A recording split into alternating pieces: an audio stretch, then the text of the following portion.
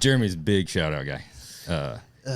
I gave fucking 2 people. I used the word, just heads up, don't say shout out if you've got somebody that you want to. No, you can say it fine because it should be just there's no way that you could say enough in one podcast that would equal how many he's given. It 2 times over the course of 2 fucking years, and I've never heard the end of it. I don't know. You're going to build performance transmissions. It's like, yeah.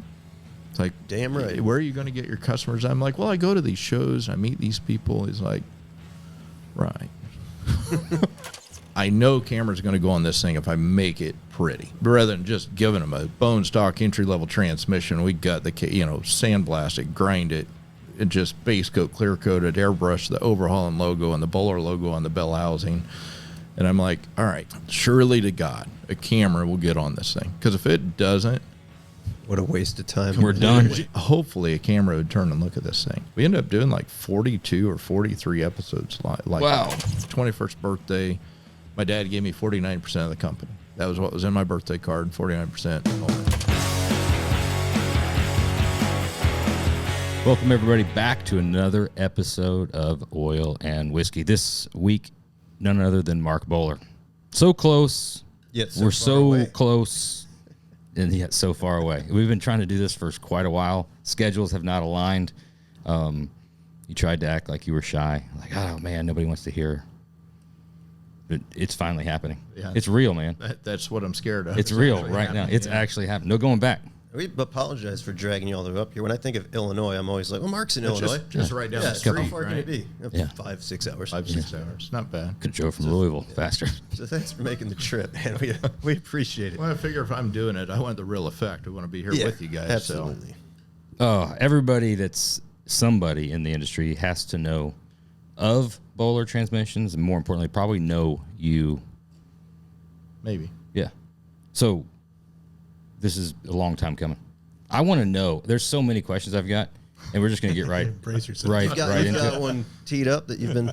Yeah, it's ready. No, I no bullshit. I'm super interested in, and I know you've probably told this story before, and you know it's probably out there if I just like Googled it and probably could have found out, but I didn't. So I'm going to ask you right here in person. How does a guy in the middle of a kid in the middle of nowhere, like Illinois, find his way to over? You didn't like start getting big and then like, oh, I'm on TV. You went to Overhaulin, and then it's kind of like, oh, now he's the hot rod guy. Yeah.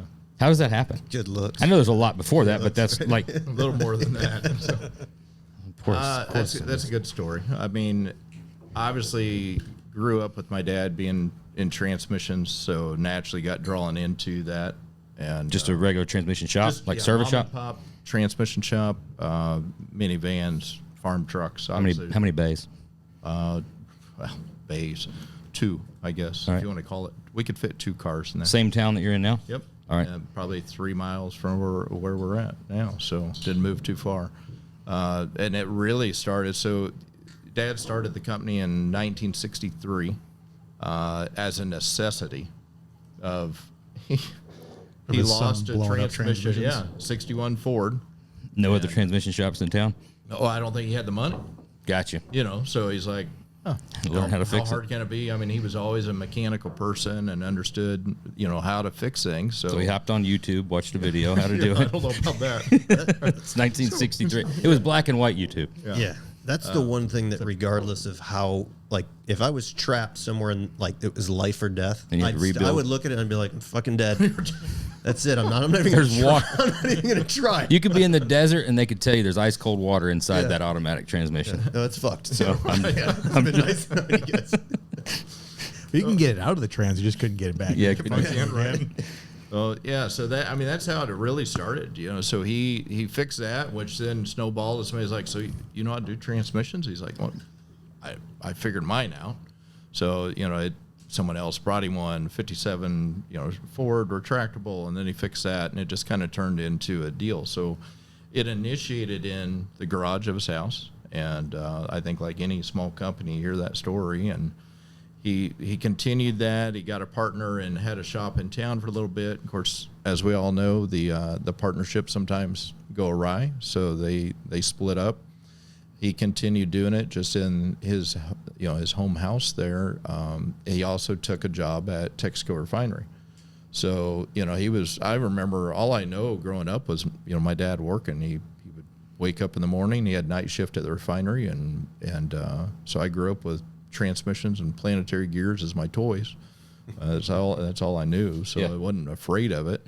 I remember coming home from school. If he was still working, I look forward to going out, and we'd sit on the rocks out around the circle, and I had to hand scrape all the transmission gunk and grime off from the transmissions, and I got $10 a transmission. Didn't matter if it took me 10 minutes or 5 hours, and trust me, most of them took 2 or 3 hours. So, but I was excited. I was like, hey, I made $10. And, so then I started cleaning internal parts. So grew up obviously in it. The refinery shut down in 87. So then it went to, hey, this is actually how I have to provide for my family. And that's whenever I really started more full-time. So by 87, I was rebuilding, a turbo 350 and then 700 R4. So by the time I'm 13, I'm already building, the 700s and 350s and 400s and 727s, you name it. So that's how, I got into it was, obviously grew up in it, didn't know anything any different. Now the difference for me is I didn't love what we did as far as the cars. I loved the fact that we was taking something broken and fixing it and make it work again. That was cool to me, but I'm like, it's not real exciting. We're working on this farm truck, pig manure falling on my face, going home going, wow, this is not fun. Not the cleanest of jobs. Not at all. But, thankful for the opportunity. And now my dad never looked at it anything more than providing for the family. It was not a business. He wasn't a business guy. He was by default because he was providing, but he didn't want employees. He didn't want to grow. He didn't want to do anything else. So I had an attraction to hot rods and custom cars as early as I can remember. I had to go shopping with my mom every Saturday. Most miserable thing ever. But, go grocery shopping. I would just find the magazine rack, and I'm sitting down there and just reading car magazines. Of course, she's like, are you reading? It's kind of that shocked look of look at a picture. Look at a picture's mouth. Yeah. So she, I'm like, yeah, and she's like, you actually read through it and enjoy that? Said, yeah. So she subscribed to Hot Rod, and I think that's cool. Carcraft and all that. Well, she was just thrilled that her son could read. Right. So, yeah. Was that just the magazines that caught you, or was there something that you saw? Car on the street, something that came in the shop? I think it was the magazines in general, because in our town you didn't really see, I've seen a few of the older cars come in, but they were all stock, not necessarily modified. Dad never really took me to like races or anything, and he wasn't necessarily a car guy. That's what was so strange about it. He liked cars. His first car, 61 Ford, and had three deuces on it, and he got kicked out of town for drag racing. So, he had it in his blood, but I don't think he ever took it as crazy as we all do in this industry. I know you blew past it, but you do realize how cool that was of your mom to do that, because I know you said she was just happy that you're reading, but she could have easily tried to spin your interest into something that she thought was probably better for your future. Of like here's a science where here's Highlights magazine, or here's something else that's going to teach you about the world. Right. Instead of that, she's like, I'm just going to, I see what he's interested in. I'm going to lean into that interest. And instead of trying to say, you don't need to be reading about cars, it's never going to take you in. And I don't think that you could be, a parent could be faulted for that, because that would be your instinct if you don't know car stuff or whatever. You're like, oh, this is a waste. If you want to read, that's a waste of time. Let me give you something that you can read and get somewhere. But she took the second of like, no, I'm not going to screw with the good thing. If he's reading, let me just get him more of that. Yeah, and you're exactly right. I do. I probably don't realize the value it was and how many people would have never had that opportunity, but she did. She embraced it. I don't think she knew where it was going. Again, she was just thrilled I actually knew how to read, and Did she have to pay extra to get those magazines where y'all were at there? It's like an extra. That story's just got me thinking. I don't want to like derail this, but I'm thinking derail it. Similar age, my dad getting hit by magazines. No, my dad and my grandpa, we'd go to work with him, and he was a body shop business, and we're sitting there. We were probably a little younger, maybe like 10, 11. And they came back and they bought us a Playboy magazine. I'm never. You don't forget that, right? That's your first, right? But it wasn't anything like inspiring or like that was gonna. You didn't read. You didn't read, did you? You were looking at the pictures for sure. But, short attention span on that one, but similar era. And look at you now. Not to derail either, but I wanted to. You talked about working on those, manure trucks, know, and shit. Do you ever think back from where you're at right now and dealing with, customers' expectations? And we'll get into this, I'm sure, a lot. But when the guy's like, well, at like 68 miles an hour, you can hear like just a little bit of a, and then at that point, you were that big farmer was like, will it go? Right. All right. So it'll move. Yeah. It didn't move, and now it moves. Yeah.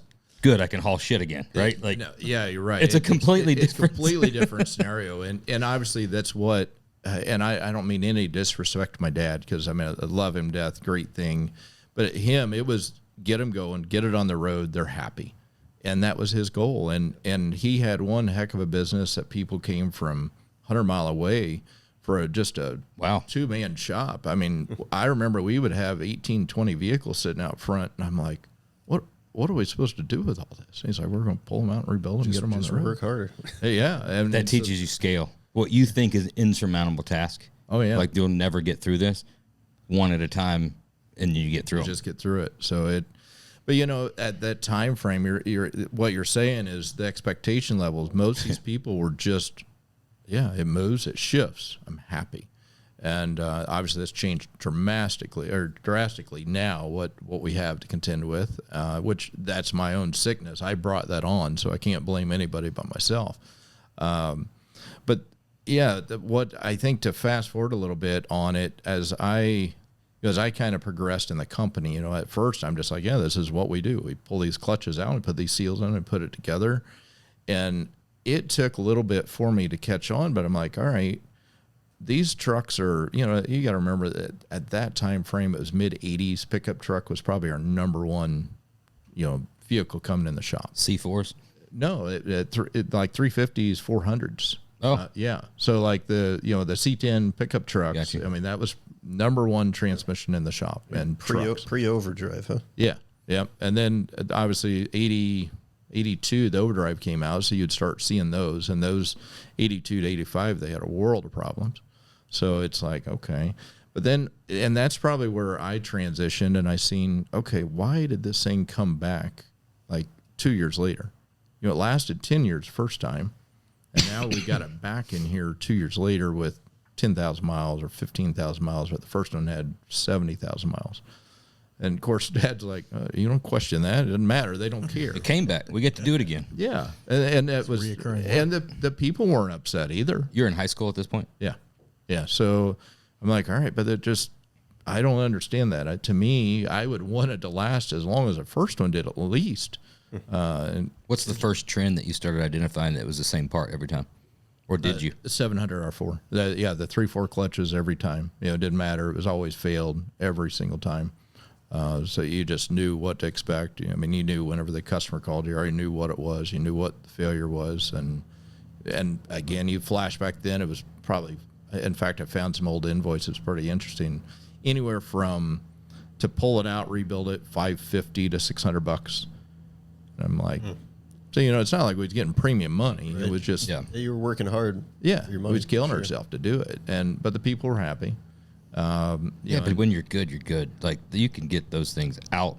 Oh, yeah. Sling it down that bench and zip, zip, zip, zip, zip. Yeah, I mean, we would do, if him and I was both doing it, we'd do 2 a day. Pull them out, rebuild them, back in, out, and it's like. It's a lost art, but if you've ever been into, like, an old school legit trans shop of the guy that's been doing it, like, he's talking about for 50 years, those very specific tables with the built-in drains, and it's got a very specific smell. And you got to learn how to walk just right on the floor. So you don't fall. Yeah, on that floor. Yeah. But the manhandling it and off, and it's sliding down that table, and it's just wham. In 30 seconds, that thing's out, laid out in a million pieces going down the thing. And he's like, oh, yeah, it's whatever's out. Yeah, everything. Is this where you let us know that there was also a trans? Didn't work there. Didn't work there. About 83 down there in Montgomery. Didn't work there. Just I spent a little time at one. Yeah, don't know it all. I just, there's very small specific memories that you're like, holy shit, this is crazy thing. Again, it's like you said, it's not where it's like, that's hard work that I just really don't want to do. That's hard work and 60 years of knowledge that I'll never have. Like, holy shit, how do you know how to do that fast? The muscle memory of doing it. That was my point of, like you said, how many Yeah, that's what was cool with watching my dad, and everything was impacts. Now, we was electric impacts. We didn't have a big enough air compressor to run air tools, so we had electric impacts. We took those back to Craftsman probably every 6 months to get a new one because it just dripping oil. And I was like, I don't know what happened. Yeah. It's a lifetime warranty, right? Yeah. Sears. Yeah, we just, jerked those things apart and wham, bam. Of course, again, you know, we'll get into it more, but the 350s, 400s, cast iron valve bodies, you didn't care. You didn't have to torque anything. You had torque specs, but you just didn't care. Yeah, you could pour a cup of metal in it. Craftsman impact at that point wasn't exactly going to probably over torque it either. Just enough. Click, click, click, click. That's good. That's tight. Give it 3 clicks. Yeah. So by the time high school, so I taught my auto mechanics class how to build a 700 R4, and then our auto instructor had a 727 that failed, so we did that conveniently for class. So we got a free transmission out of it. You did well in that class. Right? I did. I passed that class really well. It's the only class that the school let me take twice. Yeah, because they're like, let you or forced you? I think forced me. They're like, if you don't want to take home mech, you can take auto again next year. I'm like, well, can I take both then? They're like, I guess. I'm like, anything get me out of regular classes. Yep. And plus, I thought I can be around the girls. They can make something good to eat. I elect to take all electives. That's good thinking. So all I was thinking about. So I was like, I don't care about how to make a pillow. Right. But if they're going to be making cupcakes and then I can take them down to shop class, I'm in. They're like, yeah, because they knew I hated school. I mean, I just hated school. Yep. So taught auto, and then that's probably after graduating when Dad and I started kind of butting heads a little bit. Because you know what it's like working with family, right? Not always easy. Because I wanted, that question was still not answered of why are these things coming back? Yeah. I wanted to know why they're failing. Not just we're just wearable parts. And in his eyes, like, again, it doesn't matter. Yeah, just that's a generational thing. There's his generation went through a lot of stuff that your generation didn't go through. Absolutely. He put way more, and I'm projecting here, but you were in that generation. He put way more value in just being comfortable versus the risk that you're like, oh, what's the worst that can happen? Let's make it bigger. Right. If we're doing this, let's do more. Let's fix this. Let's offer these. But it's not that either one of them is right or wrong. It's just a different. Right, yeah, no. Like I said, I look back and I think he retired at 62, had a great life. He was never a rich man, but in his eyes and really mine, owned success. I mean, he did well. Yeah. So it just wasn't for me. I was like, I want to know. He couldn't explain to me sometimes, what was going on. If this failed, we're missing something, especially if it came back a year or two later. It's like, we obviously didn't fix the original problem. And he's like, well, that's all right. We'll just put clutches in it again and we'll do it again in a couple of years. I'm like, I guess it's job security, but in his eyes, no one would pay more.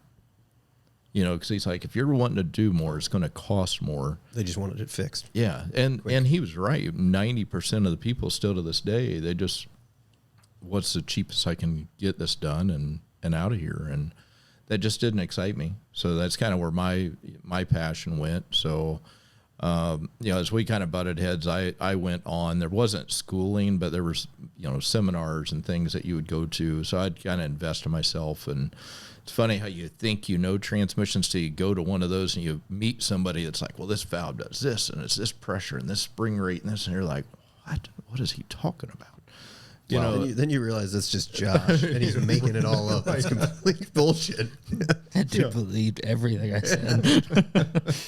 So, I come back, and I'm excited because I'm like, hey, I think I understand what's going on and why these clutches are failing. But he didn't want to have anything to do with it. So that was the toughest thing for me. It's through the growing the transition. I mean, I respected him so much. I didn't want to push on him. But, he kind of had me a little bit of freedom, and he's like, do what you think. You got to educate the customer. And I said, well, I'll educate him. And then, we did some updates and did the valve body and thing. Because valve bodies at that time frame, brake clean, spray it out. Actually, it was gasoline. Then we upgraded to brake clean. And you just send it out the door, So as we started learning how they work, it's like, and then he drove it and he's like, it does seem to shift a little better. I'm like, well, I think we fixed the problem. And the customers, they seem to understand. So and it took some time, obviously, to get them over that hump of, well, now instead of 600, it's 850, and of course it just scaled. How much longer did it last then? I don't know. We didn't see it again. I mean, that was the cool part. But in his eyes, he's like, well, now where are we going to get the work? I was like, well, I hope you made 200 more now, but would have made another 600 in 2 years. Yeah, so in his eyes, it wasn't good business math. He's like, this isn't adding up. Might have been like an innovator. He was like ahead of its time, because isn't like Apple's kind of doing that. Exactly. Yeah, he had the limited shelf life. Program, every few years it fucks up. Yeah, the subscription rental program. So yeah, maybe I should go back to that. That'd be all right. So. Yeah. No, it was an interesting time. So, I mean, obviously, starting way back, and I don't want to drag this all out, but you're asking how I got to Overhaulin. It was just finally kind of chasing that. I wanted to be in the performance world. He's seen there was no way that was going to happen. So it's one thing that I think I struggled with the most was not that my dad wasn't supportive. I had a heck of a life. He was good to me, but he was hard on me as far as he was trying realistic of, we're in the middle of nowhere. There isn't hot rods. There isn't custom cars. And we went to some shows. We started doing show stuff. And I said, yeah, but there's people out here doing this. I think there's a demand for it. So I just tried to kind of push towards that. By the time, my first car, I supercharged it, and we can get into that later, but that was my start into this, was through my car. So, but the odd part, I couldn't go promote that we did performance transmissions. I just had to promote I was a car guy. And so it kind of started with me building my car, then turned into building a friend's 65 Mustang. So it was the car builds that kind of introduced me, got me to SEMA, got me to the shows. I mean, heck, when I was 19, I'm already doing the show circuit, Super Chevy shows. I mean, I'm traveling all over doing things. As a business, or just bringing your own car? Just as mine. I was just your typical car show guy. Again, I was kind of scared to promote because I knew Dad didn't want it. We wasn't allowed to do anything performance in the shop.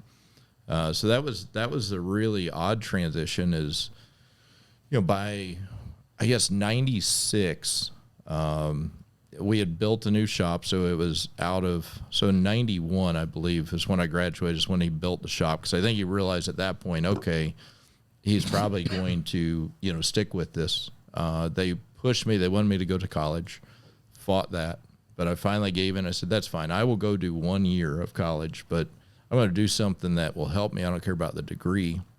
So I went to Vincent University, just a local 2-year school, and I did the 1 year industrial drafting. I wanted to understand how to draw apart, how parts function, how things worked. And, after a year, I'm like, you realize I'm failing every class, right? So you got what you needed. Yeah. Right? Yeah. And I'm like, and I think Mom and Dad's like, all right, you're obviously not even trying. I'm like, no, I'm not. I did the same thing. Yeah. So, at that point, actually a friend of my mom said, you just need to embrace, he obviously wants to be in the automotive world. And they wanted nothing better but me to be better than them. Yeah, I see that now, but at the time it's like, gosh, why are you so hard on me? But he just like, you don't want this type of life. He's worked, his back shot, his knees are shot, and he's thinking, this isn't how you want to make your money. But I was too dumb to know anything different. So that's what I put my head down and done. And so by that time, again, I don't even know. I don't know time frames very well, but by 96, I was really pushing. I wanted somehow to get my connection with the car people I was starting to build with, how I could do transmissions. And I remember I was excited. I think it was 98. I did my first SEMA car. How we always thought that was just the coolest thing. We got a car going to SEMA. Where did the SEMA car come from, though? Like what? You're just doing a SEMA car? But yeah. So it was a customer's car that allowed me to do the transmission. You know, so it was a 98 WS6 Firebird. It's a brand new car. It was a badass car. It was a bad car. Yeah. And WS6.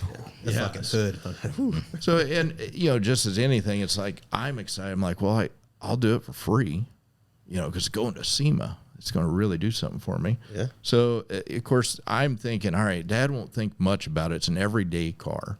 You know, so they trailer this thing down. Of course, it's custom painted, like, flames and everything. I'm like, oh, yeah, that's probably not going to fly. And yeah, he's like, yeah, we're not working on that here. You can do it after 5. I'm like, okay. So, you know, I pulled the transmission out. Of course, do I know what performance transmissions are at this point? No. And it's a brand new car. It's like, I'm just going to throw the best clutches in there I can buy and this shift kit, and you know, that's what performance was to me at the time. The good parts in it. Yeah, the best parts I can. That's an auto, and those were 700s? No, that would have been a 4L60E. Oh, yeah, because 4L60 would have been a 93. Gotcha. So, yeah, that transition. Yeah. So, basically a 700 with solenoids. Got it. Same failures. Yeah. You have to get your computer out to tune that one?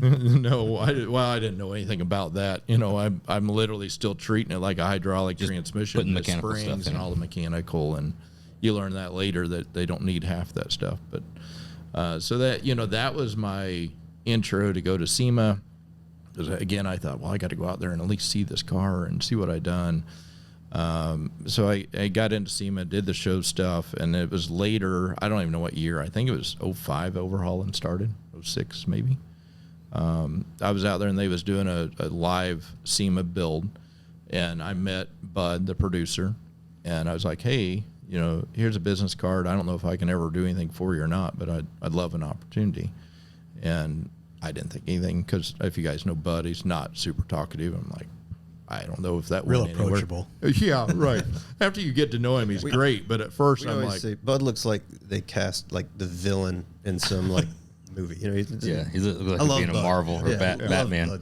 Yeah. I've never seen him in anything but black ever. But that could be like the evil newspaper man in like Superman or something like that. The guy that owns the paper. I think he started our car guessing game. Bud did. Oh, that was one of the early. Yeah, and we nailed it. Yeah, we did. Yeah, nailed it. Nailed it. CTSV guy, right? Yeah. CTS. Yeah. All right. So, Bud, sorry. Sorry. And while we're on a quick break, thoughts on the whiskey? It's pretty good.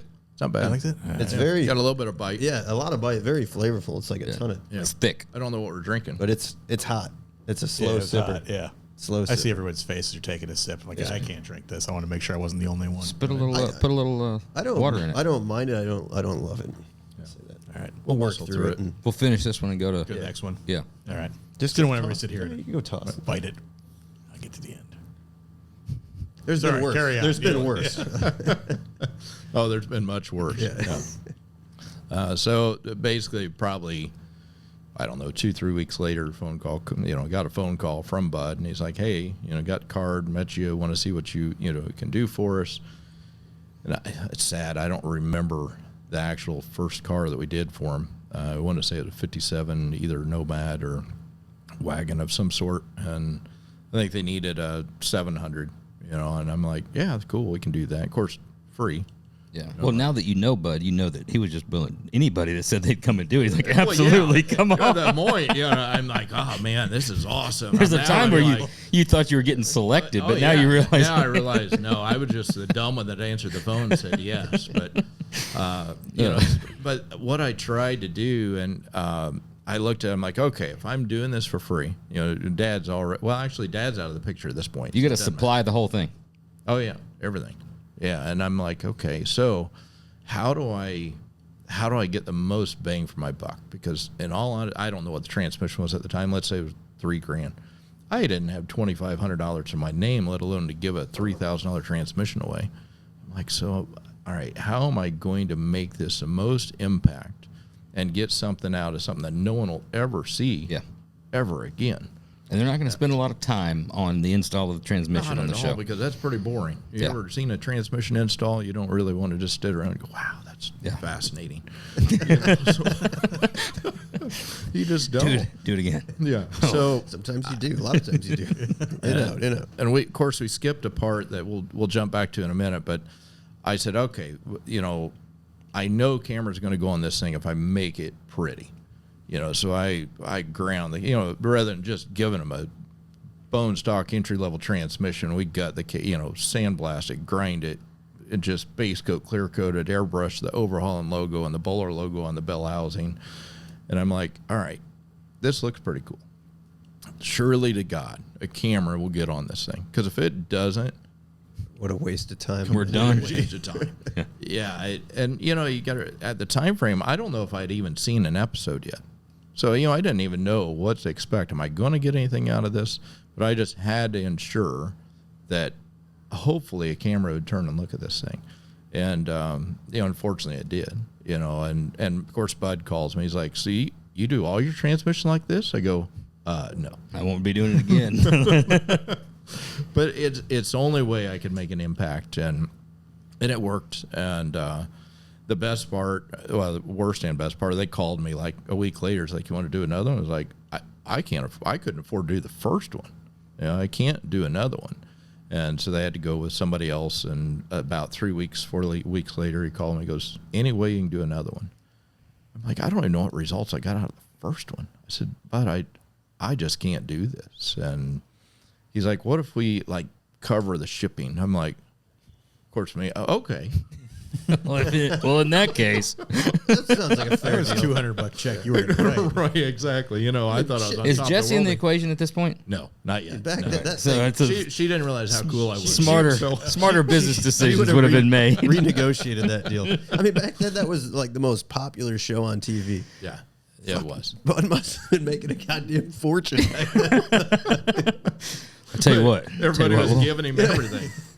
what's that shipping cost? About $175? Yeah. You cover that, and I got it. Yeah, we'll take care of It's that. called 150. Send you a T-shirt. Yeah. So, of course, again, silly me is like, well, I got to do it again. I got to smooth the case and make it pretty. And I'm like, wow, I've lost my mind. And then, of course, snowballed. And Bud calls me again and says, can you do another one? I go, Bud, I literally can't. I'm done. I'm tapped out. And he's like, well, we've had a couple issues with another supplier. What can you do for us? I'm like, really, at the end of the day, I'll donate labor all day long. You cover cost of the parts and the shipping. Yeah, that's fair. Sign me up. I said, I still don't know what I'm getting out of it, but I'll do it. He's like, well, if we do that, I'll put your name on the back wall, and, we'll get you some exposure, and we'll really help. We ended up doing like 42 or 43 episodes. Wow. And so I was blown away. When did the phone start? When did somebody say, hey, I saw you? A year later. Okay. Took a year. Okay. Yeah, before we've seen any results of it. So that was still. But you did see a result. Oh, yeah. Do you have a website up and all that stuff at that time? We had the website, and we wasn't really selling much online at the time. It was more just, hey, here's who we are, call us. But yeah, we had the phones are ringing. It really took our name, to a global, because we started seeing Australia and New Zealand and different customers call. So I still to this day contribute that really taking our brand and putting it globally. Right. So I was thankful for the opportunity. Looking back, I'm amazed I muscled through it, because I'm like, I don't know how I afforded to do what I did, but it worked. And the best part is the connections, as we all know. You built the connection with Chip, you built the connection with so many of the people on Overhaulin. So it turned into, I gained customers immediately that I didn't think about, because I'm so focused on, well, what's the TV going to get me? What I wasn't really thinking is how many of those episodes because it was a different crew every time, or, somebody was on there, you're making an impact with them. And then I went and I was part of, I think, 6 or 7 that I was personally on. So that helped build those relationships too. So it was great. I mean, it really was. I mean, so yeah, that's kind of how it all happened, where we went TV wise. But then all those builders that are working with you, they're like, well, he donates it to Overhaulin. I mean, I'm doing a SEMA build. You want to donate in the this guy's in the donating transmission business. Well, leading up to that, Mark, where did it go from, we missed the part where it went from just Mark, the kid who's grew up with the dad with the trans shop, to now I'm Mark Bowler of Bowler Transmission. Yep. Mark the trans kid. Mark the transmission. Mark, it was different back. Mark the transmissions. We're referring to transmissions. No, I promise I didn't mean that. It came out, and I was like, that's So, Yeah, you got to choose your words carefully these days. You do. So, good Not that question. there's anything wrong with that. So the whole WS6 Firebird was like the first performance car. Again, you got to remember, I'm still showing my car, so I'm out circuit doing that. Got involved in car audio, so that was like my first attraction of okay. If I can't do transmission with it, maybe I can get involved in car audio, do car audio installs. So I ended up being sponsored by Orion. I did the SPL contest, and then I realized if I didn't have a minivan, or I didn't have an Astro van, or I didn't have like an S10 with a camper shell on it, I wouldn't win any SPL contest. So then I went into sound quality. I thought, okay. And stealth installs and all that. Yeah. And I was like, well, this is cool. So that's where I was traveling doing that. It was 98 or 99, I met Jack Trepanier on a filming of Popular Hot Rod TV. So they filmed my car, and I met him. They had the quadreduce there, and got to know Jack. And at the end of it, he's like, well, so who built this car? I said, well, I built the car. He's like, well, I think you should come up and talk to my son and I, you should come to work for us. And I'm like, yeah, I can't do that. He's like, well, no, you would do good. And I'm like, I can't disrespect my dad. I work for my dad. And he's like, well, what do you do? Well, nothing in this world. If I build transmissions. And he's like, well, we need transmissions. Like, yeah, but that ain't going to happen. So I met Troy. I think we was at Du Quoin Street Machine Nationals, and he was in the Ryan booth with the Buick, the 50 Buick, and then I had my car in the booth there. Then I seen him again on the Hot Rod Power Tour, I think in '99, and so I just thought, well, bold move. I'm just going to say, how do I get involved in one of your builds? Because I'd been watching him for years before he really was known. At Street Machine, he was there every year and seen his cars. And he's like, yeah, I don't know. I don't really use anybody. We just, whether it's this brand or this brand, we just buy something. And I said, well, I'll give you the transmission free. Because, that's where it all started. I'm like, yeah, I might as well be the free transmission guy. Just going to give transmission. It's one way to get your product in something. Getting junkyard trans and then just scuffing, shooting them and giving them as is. I should have. That would have been way smarter. Brand new. So this is where the really interesting transition with Dad and I. Of course, Dad's still involved. He didn't retire until 2001. So I told him, I said, Dad, listen, I've got to do this, and I'll do it after hours. That's fine, but I need the shop. I need to do this transmission. And he's like, well, you're literally going to give them a transmission. You just did it for the other guy. You're going to do it again. I think he thought I was dumber than a brick. He's just like, what is wrong with my son? And he said, this is not a good move. You're never going to take this anywhere. So, so it's kind of hard, because I look up to him as a mentor, and he's just like, trying to hit reality. So I went ahead and I did it. Of course, we didn't have a dyno. We didn't have anything. So I'm like, okay, I have to know that this thing works. Because to me, it was, Troy was that opportunity. Yep. And the last thing I could afford is it not to work. So my girlfriend had a 95 Mustang GT. I knew where this was going. Pulled the transmission out of her car. Boy, this really fired my dad up. He's like, so you're not only building it, you're pulling a transmission out of a car, putting it in there. I went and drove it like 150 miles. Pull it out, brake clean it off, get it shipped off to him, put her car back together. That's fucking dedication. Oh man, I was so, it was, to me, it was that opportunity. Yeah. Well, and of course, then it's like so painful because again, I wasn't really aware of the level of car he built and the time frame it took. So you're like hearing nothing. It's like, okay, and your dad's just like, so you did that for nothing. I'm like, well, then I got the call from Jack. This is probably 7 months later. He always called me Marco. Hey, Marco, this thing doesn't shift. I'm like, you have got to be kidding me. I just wanted to throw up. And I'm like, I couldn't say, well, I just had it in my girlfriend's car and drove it 100 miles. I know it works. So I'm just embarrassed. Said Jack, I said, man, I have no words. I said, let me just collect myself. I got to get a plan, and I'll get back with you. Of course, now I got to tell Dad this. And oh man, he goes, you just need to just cut the ties. You don't have anything in it anyway. You give it to him free. Just let him go somewhere else and and buy a transmission, move on. I'm like, but Dad, it worked. There's something going on. It's like, I need off tomorrow.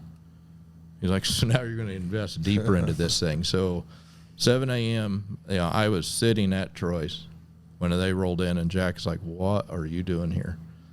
I said, I can't sleep. I don't understand. I'm here to fix transmission. And he's like, really? I said, yeah. I said, I gotta know what's going on. And he's like, it's right inside the door. They still had it jacked up on jack stands, and he's going through the gears and not, it's not doing anything, just, revving up. It's moving, but it's not shifting. I said, hold on. I said, I plug laptop in. I said, you don't have any vehicle speed. I said, it can't shift. Oh yeah, the speedometer's working. I said, no. I said, there's two inputs. I said, there's one for the computer and there's one for the dash. He's like, no, everything's fine. I rolled under it and plugged the speed sensor in. So try it now. And it shifts and functions. And they was so embarrassed. And I'm like, no. I said, he's like, well, no, you drove all the way up here, and here we're thinking. I said, yeah, and I didn't get paid for the thing in the first place either. I said, Troy said, all I'm asking of you is be loyal to me. Give me an opportunity, and I'll screw up one day too, And I said, just let's call it even at that point. He's been loyal to me since '99. It doesn't matter what it is. If it comes to that shop, it has our stuff. And so that gave me the leap, that I kind of need a vote of confidence, and, got to show her. And to be honest, would it have worked out as well if that transmission would have shifted and functioned? Probably not. No. So you're showing the extra. How big of that chest was poked out all the way, driving all the way home for you to go tell, guess what, Dad? Guess what? Of course, he still didn't care. He's like, yeah, you still lost a day and a free transmission and fuel what money. I'm the most excited about is that awesome. in 2 seasons, that's the first Troy fuck up that we've heard. Yeah. Troy has been flying high. I think it was Jack. I think it was Jack. We're blaming on Jack. Even Jack was a wirer, so we'll blame Jack. But start sending them vehicle speed sensors. Yeah. So that was kind of what I consider our leaping stone into performance. Again, you got to remember, it was still up until the point that my dad retired in 2001. So from basically 98 to 01, anything done in the shop performance was after hours. So it was moonlighting. I had already had a car trailer for my car that I was taking around. So if I had a whole car, I had to get it out, put it in the trailer, leave my car sit out, because I respected people's stuff. And so I just moonlighted until I could, and the funny thing is that is not what made my dad retire. It made him, we had a 96, and I remember it like it was yesterday, 96 Chevy Z71 pickup truck in the shop. I had the dash and the steering column laying out of it. Man, it fired him up because we did nothing but transmissions. And he's like, I told you we did not do any other work in this. I said, I'm fixing the transmission. His ignition wire is what's failed and caused the transmission. And he's like, I'm done. Because he didn't want to learn when it advanced. Yeah, I get you. Point, yeah. I mean, that was just that makes sense. So he was just like, this will be the last year. He goes, if we got to learn that, dude, it's like Kenny Rogers said, you got to know when to hold him and know when to fold him. And that was time. Yeah. So one of the few times that analogy actually works.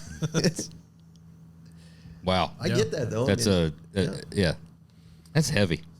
Yeah, you said it wasn't the fact of what you were doing; though. it was the That's what I'm thinking about, the era of the the tractors and the damn manure trucks and stuff like that. It's that's rudimentary stuff when you actually think about it. There's 4 bolts on the top and 6 gears inside of it, and it just and again, no disrespect to him, it was just. That's what he knew. It's what he was comfortable with. And whenever it was shifting into that, and we was getting more and more of that, and he's like, he didn't want to learn, I don't blame him, and he had, he'd been doing it that long already. He's like, you can go at it and do your thing. Yeah, but think even that 96 Z71, there was probably less than a dozen wires in that harness for that. Oh, yeah. And you got the one that comes up through all that steel in that column. Think about that's 96 just till now. Triple TCMs inside one in there. That's a whole different world. And it's not that. 30 years, but that's not. No, it's advanced a ton in a short amount of time, really. Once it started, it just, You know, once they went to the multi-speed transmissions beyond the 4, it's like, wow, you know, it's a whole new element. Yeah. And, you know, so then that was a learning curve too, is, you know, so when I made the transition, I don't know where you guys want me to jump around here. I'll go this down all is these. a conversation. You know, Listen. wild. Yeah, you know, we can stories. bounce all over, but to be honest with you, that's a great opportunity for the young guys that are listening. You know, we get a lot of feedback from like young builders and stuff. Yeah. That some of them find inspiration in this, and some of them are probably like, you guys are fucking morons. But that I hear that. What, do you? Not about all of us. Oh, okay. But your path to, you know, basically just entering business, like becoming an established business. I mean, that's pretty spectacular, right? That the effort that it takes when guys are looking at Bowler Transmission, you see this big, beautiful trailer sitting there at the Good Guys show. Smoking light show. Well, they're like, you know, that's what it took. Yeah. That's what it took to get there. Well, yeah, we talk about it, like the extra mile. Extra mile is a statement, right? Extra mile can range. There's people out there that's like, man, I wiped that thing down every single morning before the customer got there, you know, and put a little spot. I mean, I'm going the extra mile. Then there's I'm taking off work. I got to drive all the way up there through the night to be there in the morning. And then there's I'm going to shave this, you know, transmission down. I'm going to go the extra mile because it might be my shot. And there's no guarantee. No, but it's a risk. The only guarantee is you're guaranteed not to make it big if you don't put in big. Right. And that's one thing I work, and I became. We didn't have kids ourselves, so I love working with the high school, and they have a program called the CEO program. I love trying to help these kids because, again, I didn't feel like I really had anyone that helped push me. I think I was motivated by fear of failing, and I think fear of letting my parents down, especially since I went the opposite path. It's like, all right, you know, so I try and encourage these kids. It's like, you know, just because your parents don't agree with it, it's okay. You know, if you think that you can make money or you are passionate about this, if you put your head into it, you can do it no matter where you're at. And if we're not proof of that in the middle of nowhere, I don't know who else is. Now, are we making bank? No. But are we making a good living and enjoying life? Absolutely. You know, so wouldn't change it. What do you have to say to people who maybe try to put in that bit of extra effort once and it didn't initially pay off versus you putting it in like 40 times? Fucking toughen up. Yeah, I mean, it takes the wind out of your sails. And it's like, I tried, I failed, fuck it, now I'm going to go into something else versus just being that stubborn and bullheaded to keep going back and keep doing it. You're exactly right. And unfortunately, you know, and social media has made it even worse, you know, because it is Smoking Light Show. You know, if we posted on there every time we had a screw up, it wouldn't be so exciting. Sometimes I wish we would, you know, because it makes it look like, you know, if I had to go back and say, well, I did this and it failed, and I did this and it failed, and you really knew the real side of it, it would encourage more. So I try and tell people, it's like, did this happen overnight? Absolutely not. Sounds like, I was going to say, like, you need to have like social media that's like about people like competing for posting of fails, right? And but that's kind of what, like, when we all get together in the parking lots, you know, and there's a smaller group, it becomes almost like a competition through a select few. They're like, oh yeah, oh, your employee did that. Let me tell you about this guy, right? And then, oh, yeah, you think that you spent a lot of time and money because you screwed that up? Listen to this, and it's that all that telling of the like, yeah, we're fucking idiots. Oh, you think you're an idiot? I'm a bigger idiot than you, right? Yeah.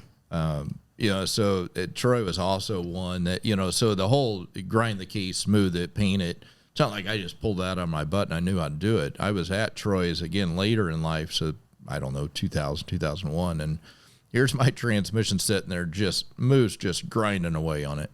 You know, and I'm like, what? Fully assembled? Oh, yeah. I'm like, what are you doing? He's like, well, we deburr everything and make them pretty. I'm like, yeah, you shouldn't do that.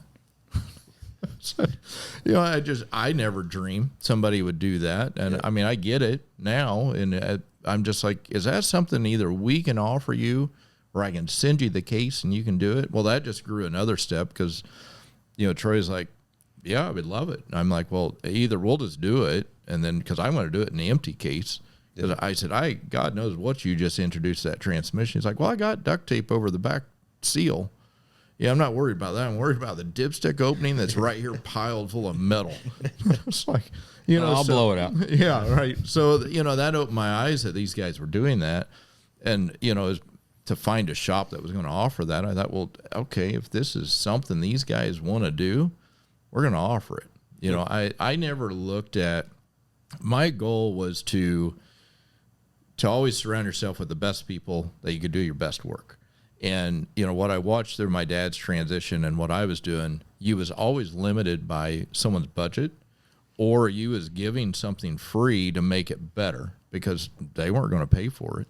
Yep. So I was like, okay, how do I surround myself where I can always do my best work? So I intentionally went after Troy because I'm like, gosh, the level of car he was building even at that time frame was out of this world. Yeah, that's a bad combination. You want to do that, and you ever thought about polishing the inside of the case? Tell you what, that'd be cool. You think about machining your own entire case? Yeah, nobody'd know until we told them. Yeah, well, yeah, that would be the silliness. So if you guys remember First Love, the Riddler winner that Troy did, so that was an opportunity that like grew outside of. He's like, I want to build a not recognize this transmission. Okay, I don't know what that means, but we'll figure it out. So I'm doing everything I can. I sent it to him. He's like, no, I don't think you understood. We literally don't want to recognize that it is the transmission is. So they took over. And, of course, welding on it and welding panels and reshaping things. And I'm like, they sent it back. And this thing's just cool. Yeah. Like, I don't even know what I'm working on now, but it's cool. Then I go to assemble it. I'm like, oh, my gosh. We had to line bore the transmission case. I'm machining the drums. Like, everything is offset. And I'm like, yeah, this is never going to work. He's like, well, we don't care. As long Good things it doesn't look like a transmission anymore because it ain't. Doesn't act like one either. But it was a cool opportunity that it again opened my eyes to, okay, people do this level of craziness, and obviously just growing since then. So it was cool to do. Again, I told Troy and the owner at the time, Ross, I said, it'll move, but there's no way this thing's going down the road and surviving. Because I said, we've taken so much material off on the inside to get the pump to fit. And, I mean, we've got just ground on parts. But they understood. It's like, listen, if he ever decides to, like, drive it, we can put a stock transmission now. I was like, that's cool. I just want you to know. I don't want this thing to, like, blow up and you guys, Bowler sucks. So, it was just it was an eye-opening experience that we took to a whole nother level, which was cool. And that opened more doors. And, of course, he introduced me to Chip and Alan Johnson. And so that was, my intention was never to be this huge transmission shop to build for the masses. I didn't care if I built for every hot rod company or every, hot rodder in the world. I wanted to build for the best because I felt like I could do my best work. I feel like we have enough problems doing it right. Couldn't imagine the problems we'd have, and just we can cut this corner and shave this. And what was your business model to make a living doing that? Yeah, I don't know. I didn't worry about that. Okay, all right. I'll be flat out honest. I mean, that's why for years we still did minivans when I was doing performance transmission because I'm like, I don't know how to make money doing any of this. And that didn't change until just a few years ago because it's like, all right, I need to start educating and explaining and understanding, that this is going to cost more. And I don't think I felt comfortable for a long time, because I'm like, how do you tell somebody that's going to cost $4,000 and they think it's going to be $1,500? Right.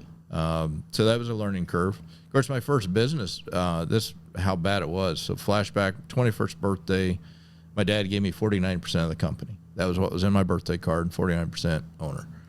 I'm like, all right, I don't know what that means, but cool. Sounds cool. Still can't do performance transmissions. Yeah, you can't do that. Because I'm 51. Yeah, exactly. But I could. Happy birthday. I could do them. I could start doing them a little better, and we started charging more. And he seen quickly. He said, customers aren't necessarily complaining. They're paying. I said, well, I think if we educate them, they understand. Hey, this will now last hopefully another 50,000 or 70,000. What it did the first time, not 5. They're happy to pay it. But then, you're a 21-year-old kid. And of course, I'm deep into cars. And I'm like, all right. So I went from making $300 a week to $1,000. Like, I kind of like this gig. Mm-hmm. I now I can buy my brakes. I can buy my other supercharger. I can do this. I can start modifying my car the way I want. And then at the end of the month, he's like, all right, you owe me like $4,200. I'm like, what? what do you mean? He goes, well, parts, material, everything we've used, you owe me. I've got like $300. He's like, well, you should have this because this is what I've gave you. And I'm like, yeah, I'm not disciplined for this. I said, can you go back to paying me $300 with the rest of it in a bank? He didn't give you the heads up that was coming with the paycheck. Not at all. But again, School of Hard Knocks. Yeah, School of Hard Knocks, and he didn't mean any harm by it. It was. We never had a company checkbook. It was just, here's what we got, and here's half of it, and the bills come due. You're getting half of that too. I'm like, all right. It's like, well, I'll float you for next month, but you better save up because you're going to carry this and whatever's coming due. So that was my business lesson. Like, all right. That's a quick lesson. Sure was. Yeah. So my car kind of slowed down after that. It's like, I'm not really making any more money. I get to touch a lot more of it. So, yeah, it was fun times. I don't know where we left off. Where we at? So you start, the Troy thing, we talked about going the extra mile, and it starts to open up doors. Everything, the theme of this has been you gambled, went the extra mile, seemingly did the impossible, for gambling on yourself, right? You're investing there. So then he's introducing you to, Alan and, other shops and stuff like that out there. So it starts rolling. You're no intentions on doing anything crazy, like you said, to the masses. But as you pick up a new shop, but as we know, most of these shops maybe need a transmission or two a year. Right. Yeah. Right. Yeah. It's a hard business model. Yeah. It's like, this doesn't seem to add up. Right. Get 4 shops, and you can sell 8 transmissions, right? Well, I remember George 4 Petit, times 2. He came down to the shop. And when George came down, and I don't even remember when this was. This is probably early 2000, 2001. We had a car show, and we did it for charity, and he came to it because I met him through Troy. And it was cool that he came down because I was nobody. And he made a donation to the charity, and he pulled me to the side later that night. He goes, how do you make money? Well, I don't make any money. He's like, boy, you better figure that out. He didn't like that, did he? No, he didn't. He was like, you need to figure that out. He's good with business advice. Yeah. And so that resonated. I'm like, yeah, I really don't know. So it just transitioned to, can we scale it to, some massive transmission shop? No. Can we make a way of living as long as I can figure out how to charge for it? But that again was that big transition of how do you go from, I'll never forget my sister, and what's cool, my sister worked in the company too. She rebuilt transmissions. She pulled them out of cars. So people would come to the shop just to watch her work. It's like, is that a chick, pulling that transmission out? It's like, yeah. So she knew it all, and she rebuilt transmissions for like 8 years. So when she got pregnant, because we cleaned everything with gas because we were very smart down there. So people stay home. Yeah, but people would walk in the shop. They're like, I think something's leaking in here. I go, oh no, we clean with gas. Like, well, where's your ventilation? Well, we don't have ventilation. We crack the door. Right. Yeah. So we got her insurance regulator. You need to get back in the showroom. What are you even doing back here anyway? Showroom. We didn't have a showroom, Josh. So my sister, once Dad retired, she got pregnant. She was doing the book side, and whenever I'm starting this, I'm looking at it and I'm pulling. I don't know if it's Summit or all of our competitors' transmissions. I'm like, well, this one's $16.99, so we got to be $16.99 or less. Because that's just how my brain worked. Yeah. And that's what I'm doing. And she goes, well, you're either going to go out of business because you're losing your tail on every transmission, or you need to quit doing as much as you're doing to them. You need to back it down. And, so I bought a competitor transmission. I'm like, well, I got to see what they're doing, because if they're doing it for that, we can do it for that. And this is no disrespect to any competitor out there. Just, I needed to know. And after I did, I'm like, oh, yeah, I understand why they're less money. And she goes, or, raise your prices, and maybe we go out of business, but we don't lose any money doing it. People say, no, thank you. So I took her advice. I said, all right, well, I don't want to do less. I want to do more. And I don't want to go out of business because we're losing money, so we'll charge more. And it was nerve-wracking because, like, okay, is people going to get it? Are they going to understand? And the more I would explain and the more I would get knowledge of it, the better they'd be like, all right, yeah, we'll pay that. It wasn't till 2008, 2009 that we transitioned to only performance. So, Really? it took us that long, to really, so I built the new shop in 2003. That was also an interesting thing. So my dad retired in 2001. Is that the shop you're currently in? Yeah, the 2003 is when I built the shop that we're in currently. So tell me I can't do hot rod transmission. Watch this. Yeah, well, I was so afraid to tell Dad. I did not want to tell, because he was like, why would you go down this path? So we was the first business in our industrial park. So guess what? It makes front page of the newspaper in our town. So that's how my dad learned. Bullard Transmission expands into the business park, and I'm like, should have thought that one out a little more. So he's like, what are you thinking? Again, he was just trying to look out for me. Oh, from the outside looking in, I mean, any dad would be like, you're flying too close to the sun. You're getting out ahead of your skis. You're trying to get too big, too fast. And ready for that? Yes, sir. I'm dry. So he's just, and I remember whenever we broke ground, he's standing there and he's looking in the building. He's like, "What are you going to do with all this?" Well, we're going to fill it up. I got to have a bigger shop, sir. Keep giving away more transmissions. We're going to put the free ones over there, and the parts for the free ones. We'll build 2 more of the Chrysler minivan transmissions so I can give that one away, and we're going to break even at the end of the month. So, how do you go about putting up a new building if you're not making money at the time? So, yeah, that was interesting. So 5 banks told me no. So I'm 26, I believe. Go in there after hours. They don't say shit. Yeah, right. 26 years old, and I said, well, I'm going to do this. So I went to the bank and told them what I'm going to do, and I said, I need $500,000 loan, and they're like, yeah, we need to see your business plan. I'm like, well, let me tell you about it. I'm telling them, like, no, we need like a business plan, like wrote out, and I'm like, yeah, I don't have anything. Like how many pages? You want that stapled or bound? Yeah, exactly. Well, fortunately, I had the mentor that I had in town was a local business owner, and I built the '65 Mustang for him, and he's like, I'll try and help you, and he connected me. He was part of the industrial council in our local town, and he said, I'll connect you with someone that can help you write a business plan. And I remember this guy came down from Champaign, University of Illinois, whatever, and helped me write this business plan. And he's looking at me, he goes, yeah, I don't know if this is really going to work, but this is your vision, right? I said, yeah. It's gotta be tough to hear from like your mentor. Oh, right? yeah. Well, no, he was my biggest fan. The guy that helped me write it from the University of Illinois was one who's like, I don't. Okay. Yeah. So my mentor, he was all about it. He goes, you're going to make it. I know what you're capable of. So he was the one that believed in me and probably pushed me. The Illinois University guy that writes business plan that guided me, he's like, yeah, I don't know. You're going to build performance transmissions. It's like, yeah. It's like, damn right. Where are you going to get your customers? I'm like, well, I go to these shows. I meet these people. He's like, right. So just give me the fucking right, exactly. So just give me put it in the bag. Plan going, give me the money. I got this. So basically, fortunately for Bob, which was my mentor with IDC, he said, "Listen," he goes, "we have funding. We can do like 25% of the loan."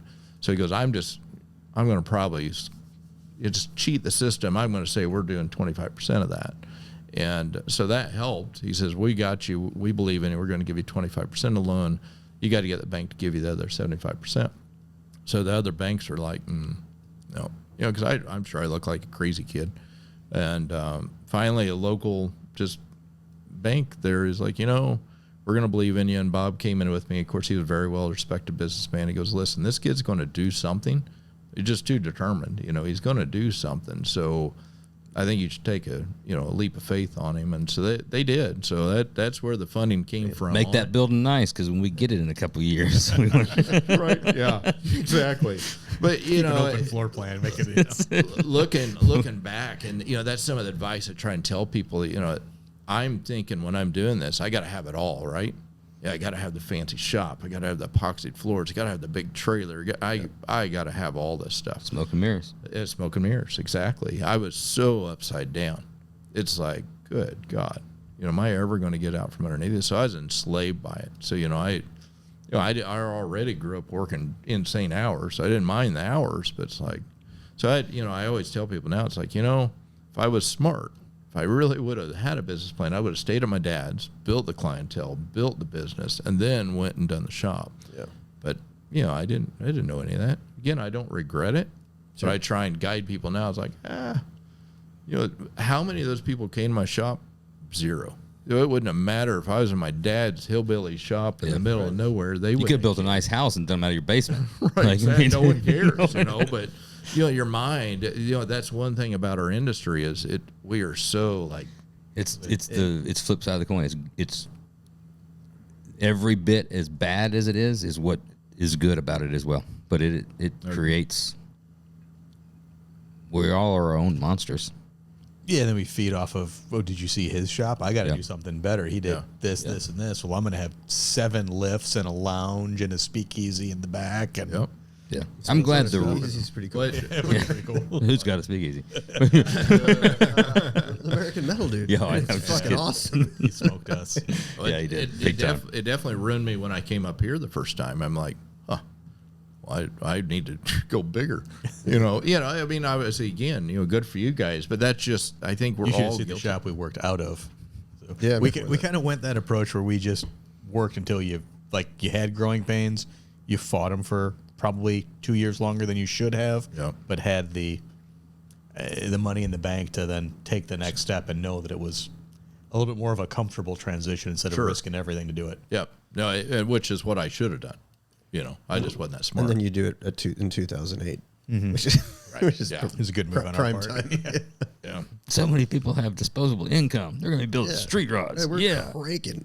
Stock market doesn't matter. Brakes. How much did throwing it all on the line like that, putting your back to the wall, force you to keep going and turn it into something instead of giving up? Every bit of it. So growing up at Black Sheep, obviously, because my family we strong Christian beliefs. You don't go in debt. So I was the Black Sheep going against. Here I'm going against every green at this point. So it was my biggest motivation of, okay, now I am truly, because it always said in the Bible, you're enslaved by it. So I took that to heart as I'm enslaved by this. And that's why I told the bank, I said, listen, I will literally live in a box before I don't pay you and make this work. I may be living here. Right. I will make something happen here. Don't tell anybody, but I mean, right. It's a zoning infraction, but absolutely. I was full focused at that point. And, so my sister's with me. She's doing this again. We're doing the everyday minivans, whatever I had to. So I'm like, I don't have a plan to build these performance transmissions. Like you said, it's even the guys you get, it's 1 or 2 a year. I'm like, okay, so if I get 6 guys, I can build 12 transmissions. Right. Unless one of those guys is Brett Vocal. Very true. He could break a steel ball. So Brett was a pivotal person in my life that I met probably 98, 99 as well. And, of course, he did that street cross challenge, I believe, at Putnam Park. I guarantee that was another free transmission. Yeah. No, actually, it wasn't. What? No, he was happy to pay. Yeah. Okay. Yeah. I take it back. I figured that one was. Believe it or not, Brett, for whatever reason, took a liking to me and almost was kind of a mentor in some aspect of, hey, you do this, watch this. He actually, I feel like, helped in several ways. And like you said, he could break anything. So he was our test you bed. Built a transmission. Let me find the weak spot. Exactly, and he helped a lot because he was only 50 miles from us. So he would be. Now I'm not saying I never gave him anything. I get that. There was some through it, yeah.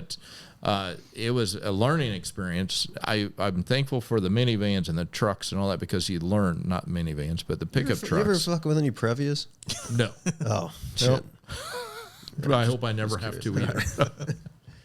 Like a supercar van. Previous were CVTs, weren't they? I don't know. It was a mid-engine. It was a Mid-engine supercar. did a 5-speed manual. Was it? They did a manual? Yeah, with a turbo. Okay.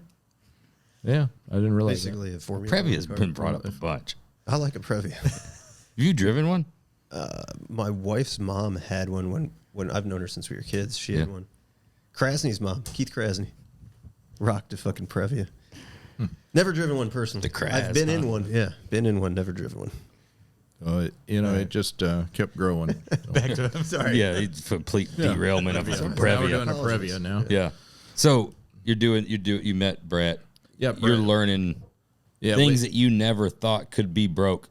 Yeah. This is how you break them. Well, I've never seen one explode like that. Yeah. No, I mean, you've seen, that, and of course, he got into the autocross and the road course, and he's pushing automatics to do things that they were never designed to do. And of course, killing, no one wants to put a cooler on a car, because that'd be uncool. Yeah. And it's like, it doesn't look good. Yeah, I know, exactly. And I'm like, we've got to keep these things cool. Yep. I look back to farm days. I mean, the farm trucks, they would be out there, the big sprayers on these things. I remember the 84 square bodies come in, the huge booms on it. They'd go out and spray their fields, and they'd cook a transmission every year. So finally, a local farmer, I said, do you care if we just try something different here? And we took an old AC condenser, converted it into a cooler. So, the whole cooler's the size of the radiator in the front. Never had another transmission failure. And he's like, oh. I'm like, yeah, if we can keep these things cool, they'll live. Of course, AC don't work like worth a shit, but it's like I don't care about that. That's Rick's problem, not mine. So. That was something I learned from you early on, and back in those days too, like in the early mid 2000s. I mean, you couldn't really go on Summit's website or their catalog and buy a big enough cooler. Right? There was 3 coolers. You get They're all the same like size. The B&M little cooler, Yeah. and that people would just, it was or a the cooler. inline tube, right? The inline tube, the heat sink, too. The heat sink, right? yeah. So, funny story, how I learned so much about heat and how it killed transmissions. And this is going back, I don't know, I guess I think the new shop was built. So it had to be 03, 04. We got a call from General Dynamics, military stuff. They found me on Google. I'm like, wow. All right. So they said, well, we see you build custom transmissions. I'm like, well, that's a pretty big term, but yes, we do. Sure do. What do you need? They had a requirement to package this vehicle is 5 feet by 5 feet by 5 feet that would fit in like an Osprey, or it'd fit up in the vehicle. They'd drop them, from there, and we're having transmission problems. Like, can we fly you down to Ocala and you check it out? I'm like, sure. Of course, I'm thinking I have no idea what I'm getting into here. But you're like the Don Gartlett's museums in Ocala. Yeah, there you go. Yeah, going. So, they flew me down there. I'm checking it out, and I'm looking, I'm going, well, guys, your drive shaft is 4 inches long. None of this is going to work. It's like, yeah, we keep just tearing up everything. They had 700 R4s behind a Brazilian 4-cylinder diesel. And I'm like, this isn't happening, boys. And they're like, well, what do you suggest? And, of course, I'm probably pulling a lot of stuff out of my butt at this point. It's like, yeah, I think we can put together a package that can shorten all this. And, of course, then you go back and research and go, so how are we going to shorten this? So we got an opportunity. We built, we first started 700 R4s, which I knew was a horrible idea. We developed a cam for the diesel to try and control the cam, or the cable for the pressure. Finally converted them to a 4L60E so we could put a controller in it. And then we shortened the drive shaft, we actually built an output shaft and shortened the whole coupler transfer case, and found a company that did like a short stubby style transfer case. So we gained them like a 14-inch drive shaft. I'm like, all right, now we take a lot of the strain and issues out of here. And so then as we got involved in the development, they said, well, we need you to come out to Carson City, Nevada. I'm like, okay. And they're like, well, now we need to like start proving this. Okay.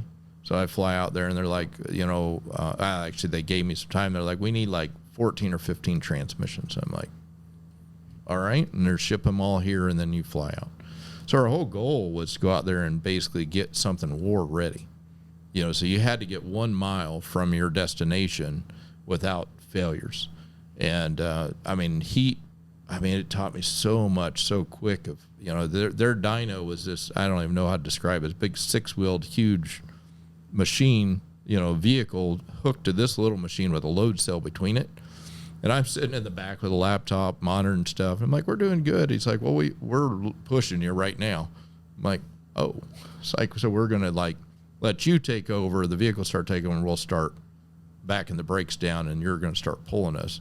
We would see temperature spike just immediately. We annihilated every transmission, differential, transfer case we could. I was out there for 2 weeks doing nothing but heat evaluation on transmissions.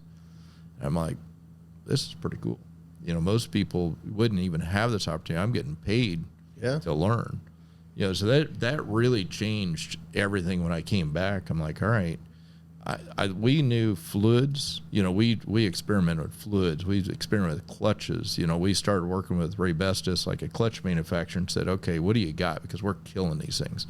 I go, this is the best thing ever. And we'd like, yeah, no, it sucks. You know, so it's like, you know, we got to get something that we can work with here.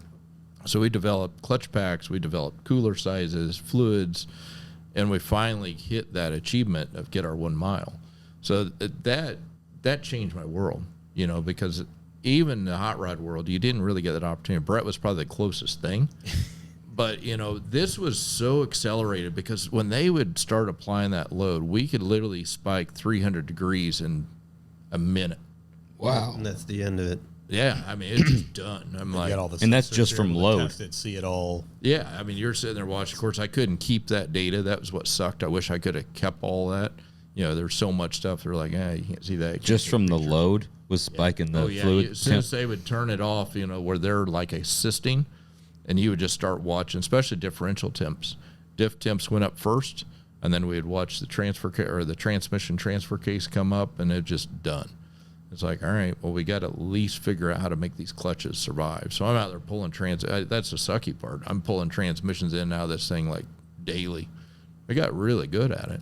You know, I could pull them out fast. Wow. But, you know, it was just a cool experience. So then I can come back and say, okay, you know, the sucky part is we felt like we got them through all the development, got them through, and I thought, you know, this could be our big thing. You know, we're going to build transmissions for these things. Well, then it went into the whole bidding war.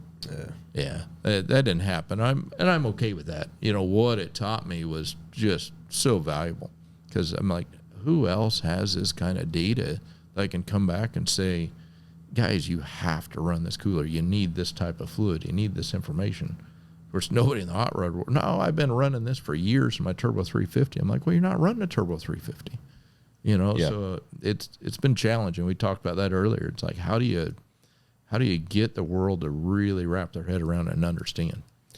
That's a tough product to do that with because that's a product nobody has really any knowledge about. It's right? Black magic. I mean, people are scared to death. Even very experienced builders, very experienced mechanics, like it's truly black magic. Yeah.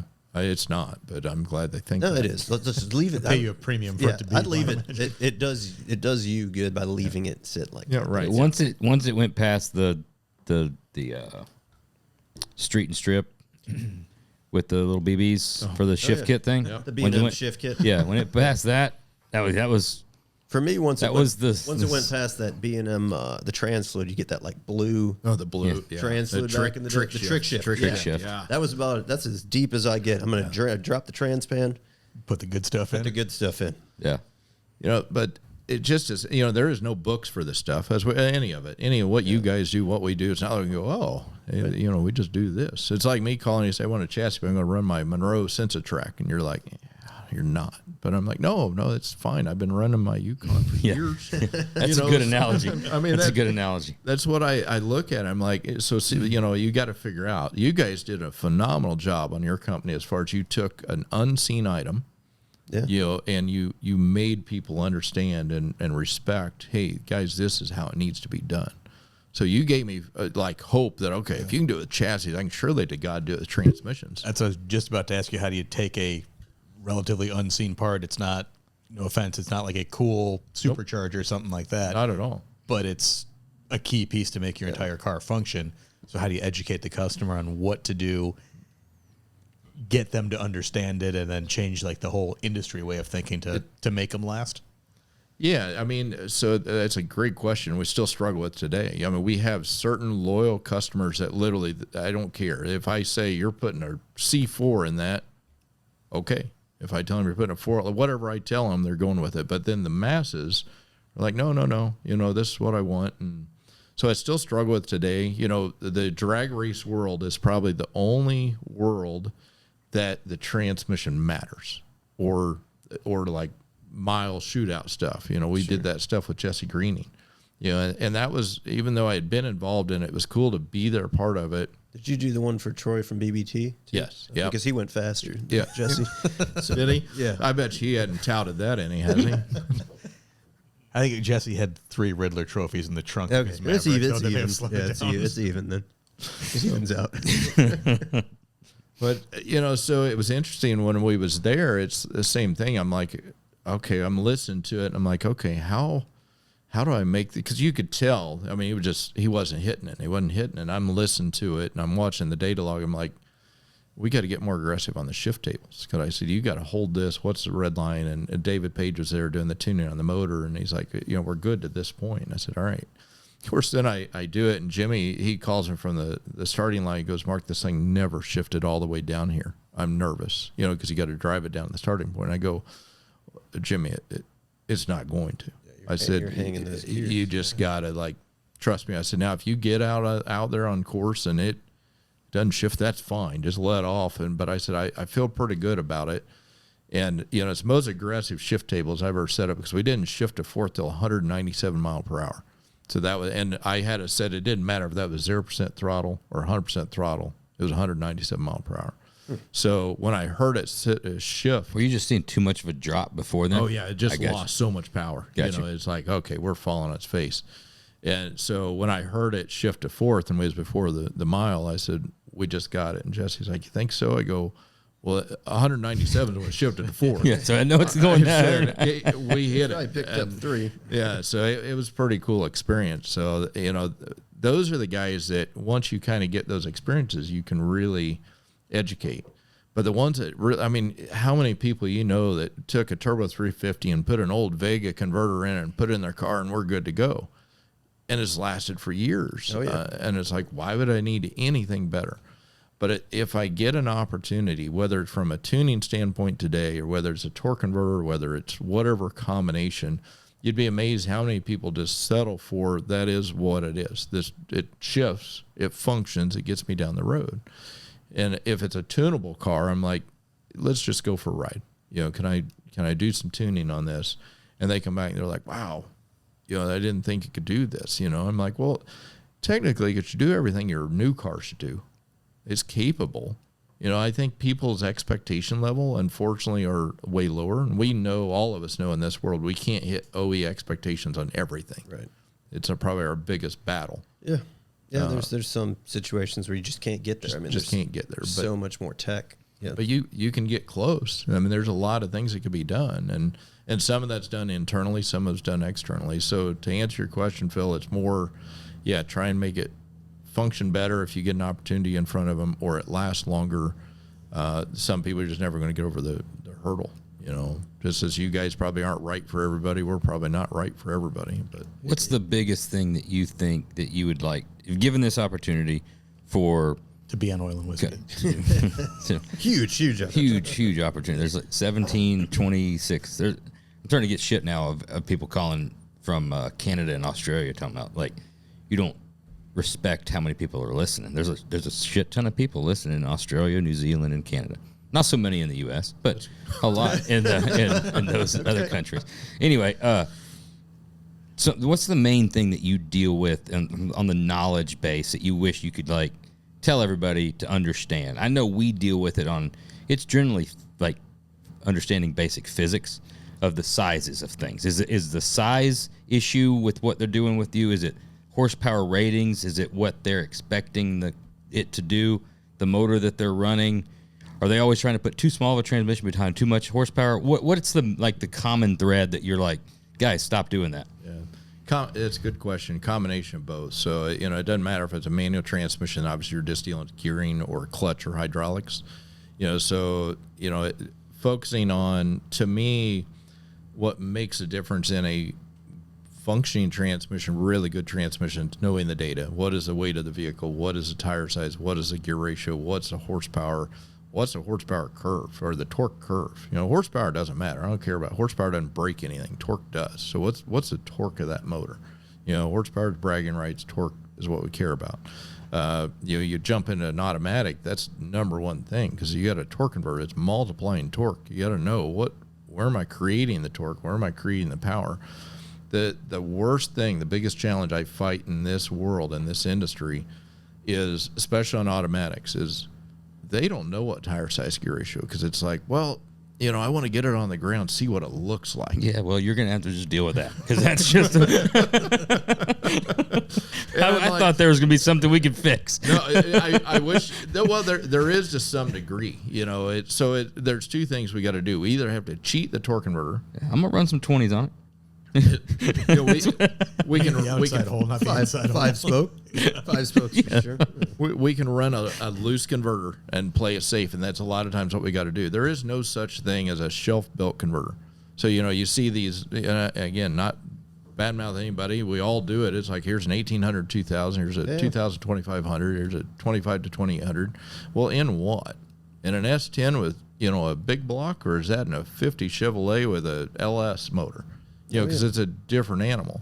So, if we loosen the converter just to play it safe, which is what, unfortunately, most time you have to do, guess what? Then you get the call. It's like, well, this thing is just screaming. I got to just rev it up so much to get the RPM up where it feels good. I'm like, well, it's because the converters probably should be 1,500 less stall. But because I had no data, that's what we can do. So I get it. I guess what I would say is we should be later, if you know what transmission you're going to run. If we know the torque, I can say, okay, well, we need a 4L80 or we need a 6-speed or we need whatever it is. Build your car around this, get it on the ground, figure it out, and now we can build everything else. Go back to Moose's thing. You just send them everybody mock-up cases. And go ahead and put that drive shaft in there, get that thing built. The guys that are like loyal and just keep doing, that's what we do. They're like, I don't know that yet. So Bobby Alloway was a great example. He's like, why is it every time I put a 5 or 6-speed in a car, and he mainly used 5-speed, and doesn't even use us, but he would ask me a question. He's like, he's got the tire size figured out. I'll say that. Right? Yeah, he's not the 22s. I mean, yeah, he's got the big tires on there. 34-inch tire in the back. But he's like, why is it that I have to go put a 513 gear in the back of this when I get done? I'm like, well, what ratio overdrive you run? He's like, I don't know, it's 5-speed. I'm like, well, if you're running a 0.68 overdrive, if you run a 0.82, it'd fix everything. He's like, I didn't even know that was an option. So, we try and do it a little different. We try and get the data, try and understand, and it's like pulling teeth, and I get it. Again, for me, like in the beginning, playing with cars, building cars, and very involved in it, I understand how important a step that is. But it's like, maybe you wait for us a little later. Yeah. Get the mock-up, get it built. Of course, the sucky part is then we're usually under the gun because then it's like, I need it next that's weekend. The last thing to do, and they forget, we've just got a mock-up in this car. It's amazing. There's days I feel like we're saving babies every day. I'm like, why are we building this thing and working all these hours? Well, they've been building this car for 2 years. Well, they didn't know the tire size gear ratio yet. So I don't know how to fix it. But that's it. On the manual side, same. Weight and stuff doesn't matter so much. Sometimes the clutch, but horsepower, tire size, gear ratio, knowing that data. The tire size one's surprising because for me, I start with tire size. I'll build the entire car around a tire. Yeah, but you're a chassis manufacturer, so it's I guess. But that's the number one thing that I start with. Yeah, maybe you should educate the world. We could try. Yeah, fucking pick your tire size, build your car, call Mark, get your trans, and then you're off to the races. Customers knowing what transmission they actually ordered versus the numbers that are in it. I mean, how many times? It's especially with the new stuff. Yeah, I ordered a trans mount for a 6L80, doesn't fit. Well, send me some pictures. That's an 8L90, not a 6L. Same shit. No, it's not. It's a completely different transmission, different mounts. Then, to your case, different gear ratios, different torque converter, different everything, but it's a transmission. Yeah. I like the ones that get rid up as like 10L65E. Yeah. I don't know about that. I think that's or 4L80 or 4L60. Yeah. Well, there's a 6-inch difference. So which one? We see a lot of 10L90s behind LSs too. Yeah. That come through. Tell me how that works out. Well, that's always a stop. Like and then it's I know you want to run that. We'll figure it out. Yeah, you won't. Okay. Yeah, we could put the brackets there. Figure it out. Figure it out and call us and start selling us that conversion because we sure would be interested. Yeah. I think our biggest savior was probably, I'm assuming it's you that came out with the TBD trans, because that was, we had 10 years we that do a every lot of transmission TBDs. was a TBD. So we're trying to build trans mounts for that TBD. That would probably be us. Yeah, you got to be a very universal cross member. Yeah. TBD. Yeah. We had one customer, he got really frustrated. He's like, why are you doing all this data mining? I'm like, what? He's like, he was frustrated. And like, he went through the sales team and they're like, Mark, I think this guy wants to buy something, but like, he is angry. I'm like, he's like, you're just doing all this data mining on me and I don't understand. I'm like, sir, I said, well, maybe we're not a good fit. I said, if we don't know this information, I don't know what to build for you. We're not the cookie cutter. We got all these transmissions on the shelf. We're building everything specific to that vehicle. And we talked about that on the chassis side. I'm like, I was curious, do you have anything it's like ready to go? No, we don't either. Even though 4L80 is 4L80, but if I know it's going in a square body versus a 50 Chevrolet versus a, whatever, as we're building it, we're changing the accumulator valve, we're changing the spring, we're changing this. There's little things we do on it. And I'm like, sir, it's a difference of us giving you a transmission that you're going to either love or hate. And I would rather see you at a show and go, and I love that transmission, rather than saying, gosh, this thing shifts horrible. This is a bad combination. So he calmed down finally. He's like, okay, I guess that makes more sense. I said, if we're not good for you, that's fine. There's plenty of other options out there. But I said, we're trying to help you. And so I think a lot of people don't understand how important that is. And like I say, on the automatic, the stall size, the first thing everybody does is put a cam in it. Yep. It's like, well, you just changed everything. And you change the tune. You change, especially the 6, 8, 10 speeds, they're all torque managed. You change the torque management, but you don't change the calibration. That transmission's done quick, so. It's got to be the most overlooked part of your entire car build. And it's probably, in all honesty, it's one of the most important for parts. Drivability. You're not saying that because you're here, but all the focus that's put into the motor, none of that means anything if the trans isn't up to snuff, right? Like we've that Grand National, that's got your 4L80 in it, and we provided you with all the specs, I believe, ahead of time, because we designed the whole car before we ever cut a piece of metal. And like that car, it's the thing makes like 1,300 wheel horsepower, and it's the most fun thing that I've ever driven. The trans, it shifts like a fucking Formula One car, right? It's a 4L80 and it just absolutely bangs gears, and the car, every single time it puts a smile on your face. Yeah. And that could have gone so wrong, right? Like go put a 4L, like go get a off the shelf 4L60 or something that's got like some upgrade in it, and that car would suck. It would ruin every single thing about that car. Yeah. So all that money spent on the motor, all the money spent on the chassis, it kind of sort of means nothing. Yeah, it could ride great. It could be super quiet. Motor could have all that power. If it does that, it's But how people just accept it, and it shocks me. So, but to your point, exactly, Jeremy. Like you said, I remember that build and how important it was going to be. I said, "Get me all there," and you had it. So it made a difference. And I also said, you got to understand, it's not going to be a cheap date, right? And you didn't question that. It's like, listen, we want to do it once. Yeah, it's like that's fine. So let me guide you. So it's a lot cheaper in the long run to do it. Oh, it always is absolutely. Spend the money up front. But that is a hard educational. It's guys like you guys that will kind of help spread that, saying yes. If you listen to them, I still get the guys this day that's like, well, I don't have the room in the trans tunnel. Make the room. It's like, make the room.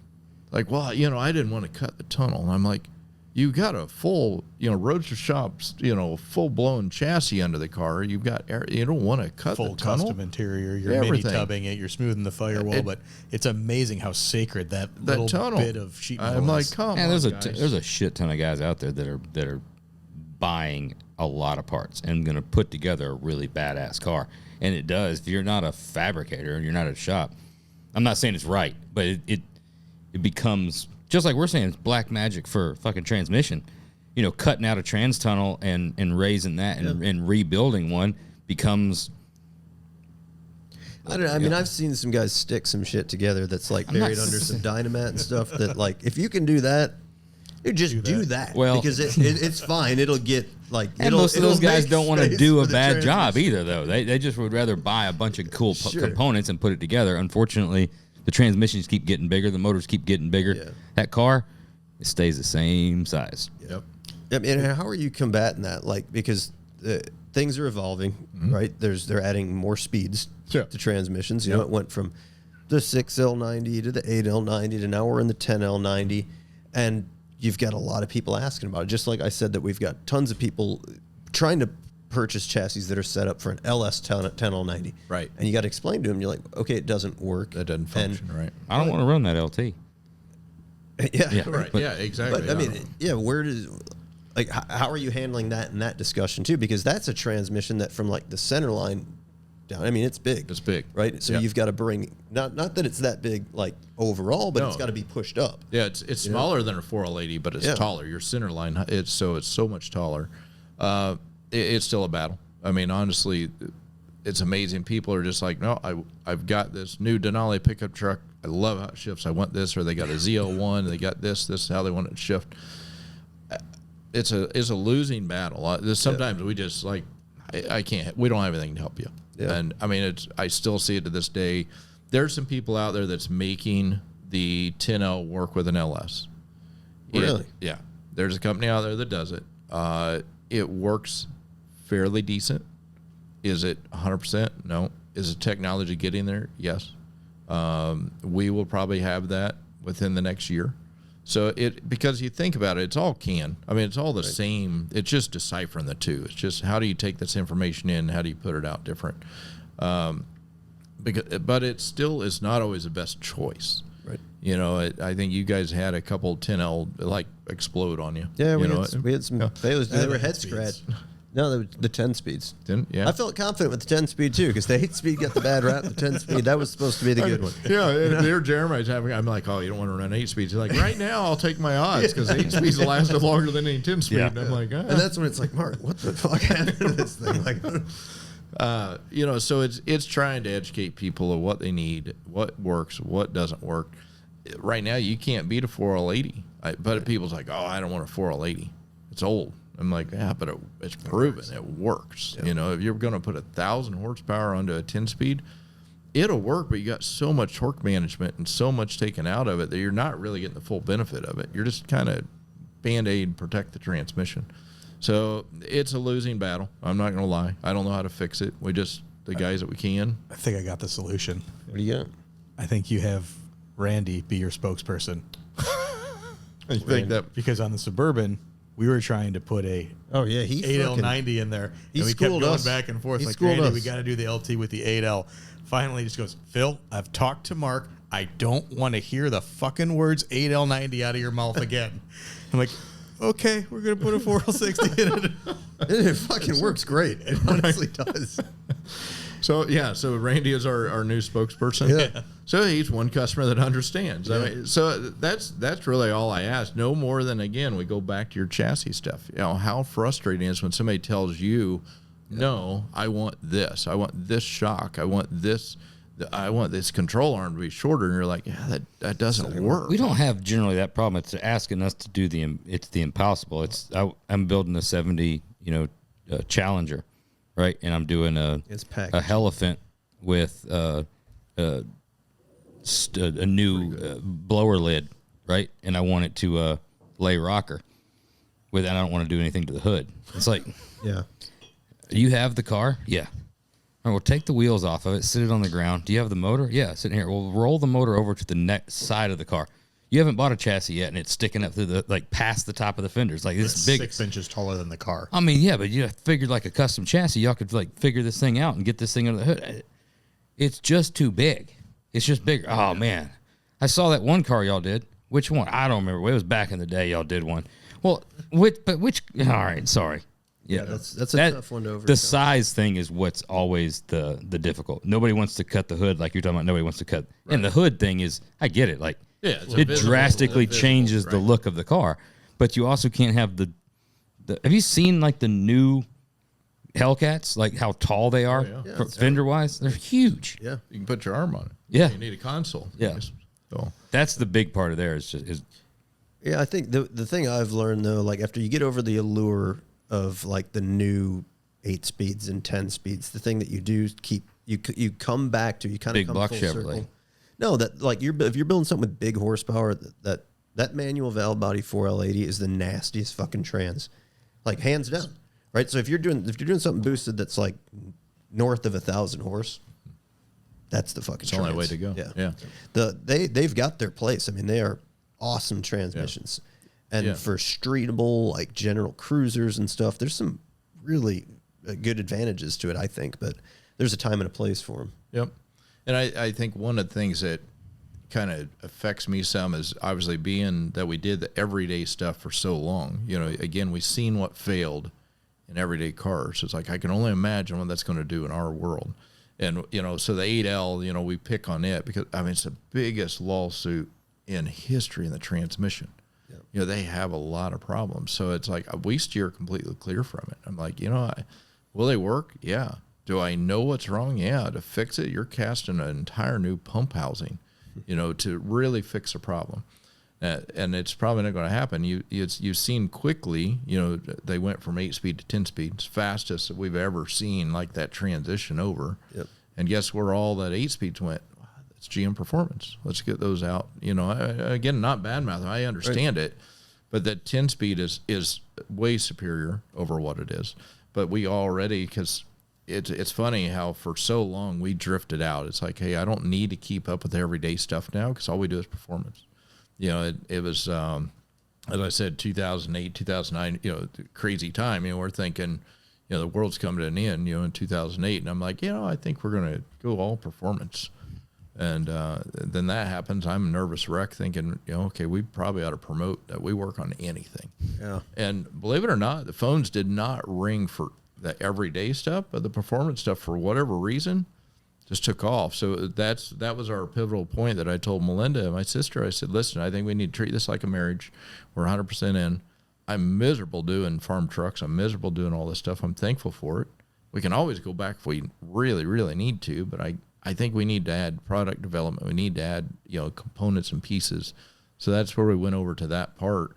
So, you know, now this is a first time in history when the 8-speeds came out that GM was a competitor, really. You know, because they released the Connect and Cruise 8-speed, and then they came out 10-speed. I remember when the first 6-speed came out, and it was like 13 years before it was used in the aftermarket. And it probably took that long to make it work decent. And it still didn't work great, but it worked decent. And then you got 8-speed, and it's like within like a year, they got it out as a Connect and Cruise. I'm like, okay, I need to get up to speed on some, you know, on the OE stuff and what's functioning, what's working.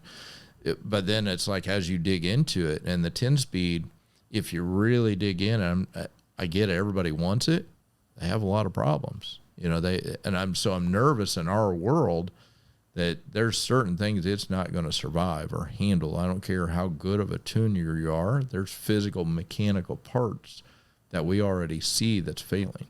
Is that horsepower or torque related? It's torque related. It's the majority. Now, on one of them, it's literally a lubrication issue that they have got the bushing in that closes off one lubrication hole. So you're not going to know it for a while. But to me, in our world, the first thing we see is, you know, obviously you take a 6-gen Camaro, you put an LT5 in it, you're cramming all this power in it, you're taking heat, the heat level goes up, you're cooking this transmission. So, you know, your lubrication becomes way more important than it was in that, you know, new Denali pickup truck. So now you're seeing those bushings just cooking. And, you know, we're already seeing it on the OE side, not that we're working on it, but we buy, you know, hey, that's a wreck car. I want to see, you know, a new one. I want to see what's failing in it. And then you follow the tech bulletins and the updates, and you see GM immediately, hey, you know, they don't recall it, but they're like, we got this updated bushing and they have this problem. Well, yeah, again, I hope I don't sound bad. I'm not putting GM Performance down. So GM Performance is basically private label built, and it's a mass-produced, you know, transmission. They don't know what the GM updates are yet, so they're just building. Yeah. You know, whatever it is. So we're seeing that come out, and there's Gen 1, Gen 2, 10-speeds. So it's like, well, the Gen 1 doesn't work in a Gen 2 controller environment unless you wire it very specifically. And a lot of people don't know that. Well, we're seeing what's coming from a GM Connect and Cruise. You may get a Gen 1, you may get a Gen 2. Because what are they doing? They're just rebuilding as these cores come in.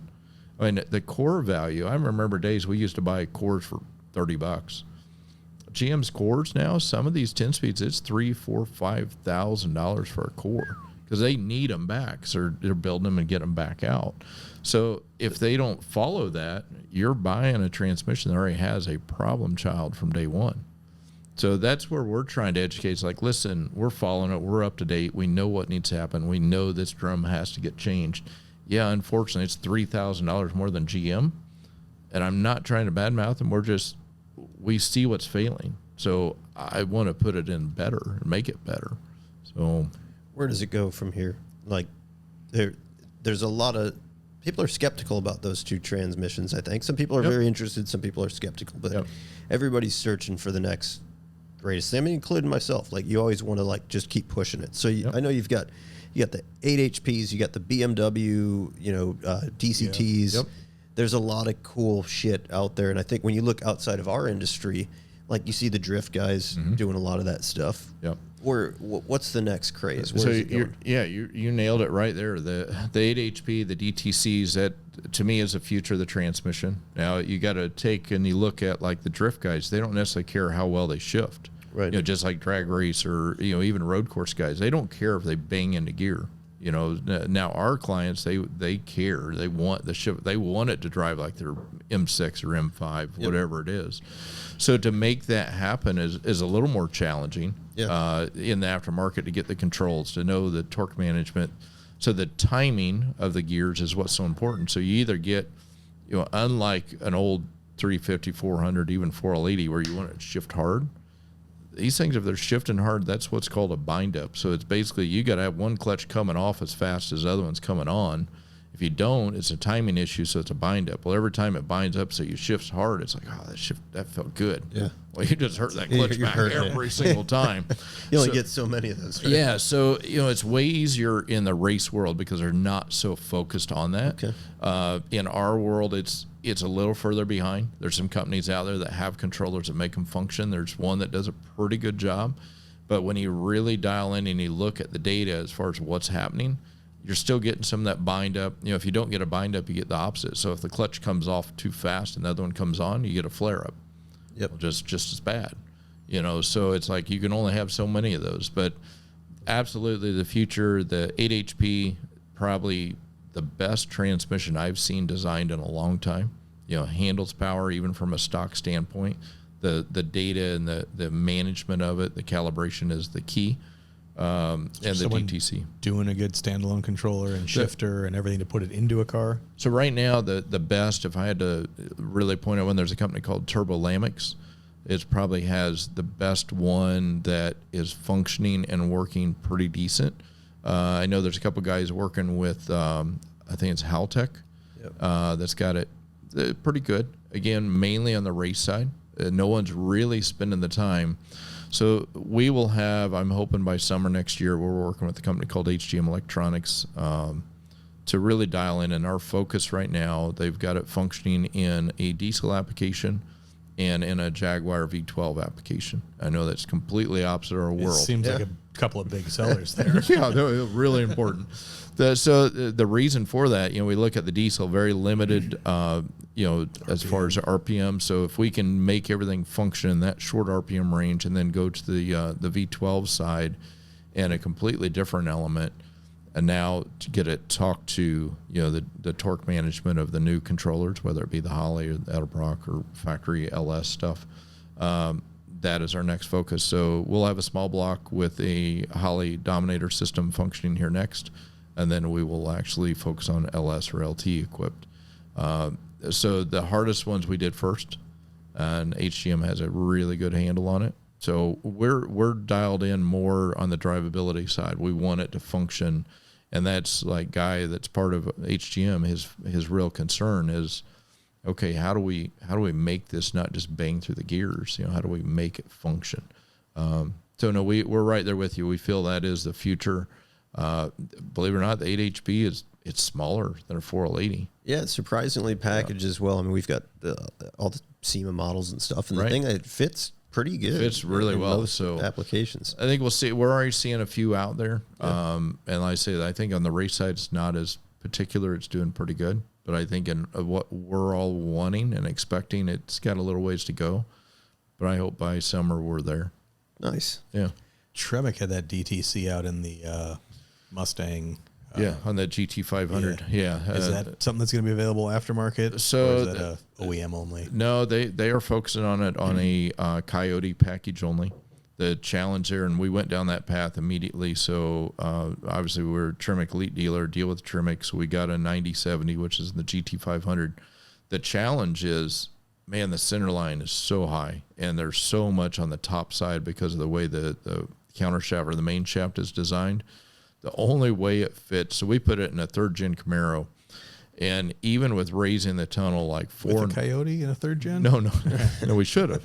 No. So we was going down the path. So because of the C8, obviously it's a different transmission, but the same calibration package. Okay. You can make it work through the C8 calibration to do that. So that was our goal. Even with raising the tunnel 4 inches, the height of the engine was already clear through the hood. We had an 1.25 inches ground clearance. I'm like, that's enough. Probably not going to work. So the only way we see it happening is rotating that transmission. Well, the way the pump setup is, that's not happening. In fact, Tremec literally told us absolutely not. It's not designed. So if Tremec will, which we're hoping they will, if they really see the demand, they will cast a new case, more low profile, or rotate where it'll fit. It's a phenomenal transmission, but fitment wise, it's tough. Yeah, unless it's a flat plane crank where you can keep that motor down, then you got a little more flexibility. But if you're wanting to put an LSLT, like I say, we tried it with that LT4, and we was 3 inches out of the hood. I'm like, yeah, and again, still 1.25 inches ground clearance. I'm like, damn, pickup truck maybe. Try 5. There you go. Long. But that'll cross over to the Corvette transaxle. So that's an 8-speed as well. So that's a transaxle. It's completely different element, but same platform, if that makes sense. Yeah. So the control side of it is all the same. They can make the traditional, what I call the Mustang style, calibration wise, talk to an LS. So Tremec's all about it. It's kind of one of those things. They need, big corporation. They're like, okay, are we going to sell thousands? I mean, it's a $25,000 deal. Right. Sell hundreds. Hundreds, exactly. So, and in their case, that's not necessarily a business model. So it's going to be somebody probably Have crazy. Talk to your guy. Write that shit up like you got that. You want to hear about my business model? Yeah. We'll see if he's still around. Barney, I remember his name, Barney. So, it's probably going to take somebody in the aftermarket, possibly machine a case, do something wild, but then again, somebody will do it. Oh, absolutely. I mean, we know our world's crazy enough will do it. It may be a $35,000 transmission, but in the scheme of things, if you want something different, it can be done. Yeah. We're crazy enough to jump on that bandwagon. On the Tremec front, run through the TKO, TKX, T56, because it's most of the stuff we're building is manual. Yep. We're predominantly doing the T56s. New TKX. TKX is out. Yep. Seems like that's a big problem solver. It's extremely small. Yeah. Fits in a The ton of stuff. TKO is pretty good, so I don't know what problem it's solving. You must have been in a different field than me. So, and then what are you got? And then what are you doing as the upgrades for the handle the big horsepower? Yep. So yeah, the TKO obviously known problems, but I was inherent OE transmission from the Mustang that just blossomed into aftermarket, and people used it for years. Good for low horsepower. I mean, it was good to 600 foot-pound of torque, but you couldn't shift it above 4,000 RPM. Just give it some time. Yeah, give it some time. The needle comes back down. You hold for long enough, it'll get there. Yeah. Seen a lot of broken parts getting there. So we started modifying shift rails, making them better, carbon blockers, but it was still mediocre at best. So when the TKX came along, they really paid attention. It's the first time, so being part of Tremec Elite, which again I'm surprised. Us being such a small company, they look for volume. They looked at us as well. No, you've got a different market. You can open some eyes and things up to this. So they brought all of us elites in. It's the first time Tremec literally had a meeting with the aftermarket. Okay, what does the aftermarket demand? What do we need? I'm like, well, we need to get it to fit into a tunnel better. We need to get the shifting where it actually shift at a higher RPM. So, the TKX was kind of a fix a lot of that. So same size as a TKO, except for on the top cover, instead of having the removable top cover, they made it a mid plate design. So it strengthened the transmission to have that mid plate in there, so you don't have the deflection of the gears. but it also made it more compact. Still struggles in, a Chevy 2 or something like that, or an early GMA body. Some people say it fits in the tunnel. It doesn't. Not if you want the driveline correct. You got to cut some. But the TKX, to me, is probably the most underrated transmission out there for what it's capable of. Because when you look at the gear size and the design, and it's got, so the TKO had a single blocker ring, center bronze. You had to upgrade to carbon. Yeah, they went to a triple cone blocker, which is what the T56 Magnum has. The gear size is very similar. To me, it's a very good transmission that fits really well in majority of these cars. Has the flexibility of the shift, the shift positions. We've seen a few things. Again, we seem to be the guys. I get frustrated because it's like, okay, we're a Tremec Elite, and it's like we don't sell a stock Tremec. A few, I got to buy all these. I got all these stock transmissions sitting on the shelf. Like, I need to move these, but it's like I can't get that market. And I don't know why, but it's the like stock market. Yeah, it's like not that we want a lot of it. It's because you made that carbon trans upgrade that's so much better. You market all the advantages. Oh, okay. I'm not going to buy that one. I'm going to buy. So I still need to sell some of the stock ones. But so we did the carbon edition. So after we started seeing some failures, and this isn't a knock at Tremec, it's just we've seen the demands of people, what they're putting them in and what they're putting them through. We started seeing the fork pads actually just destroyed.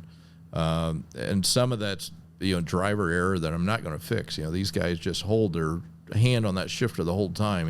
That's their security blanket. Yeah, they're putting pressure on there and over traveling and just wearing out the pads.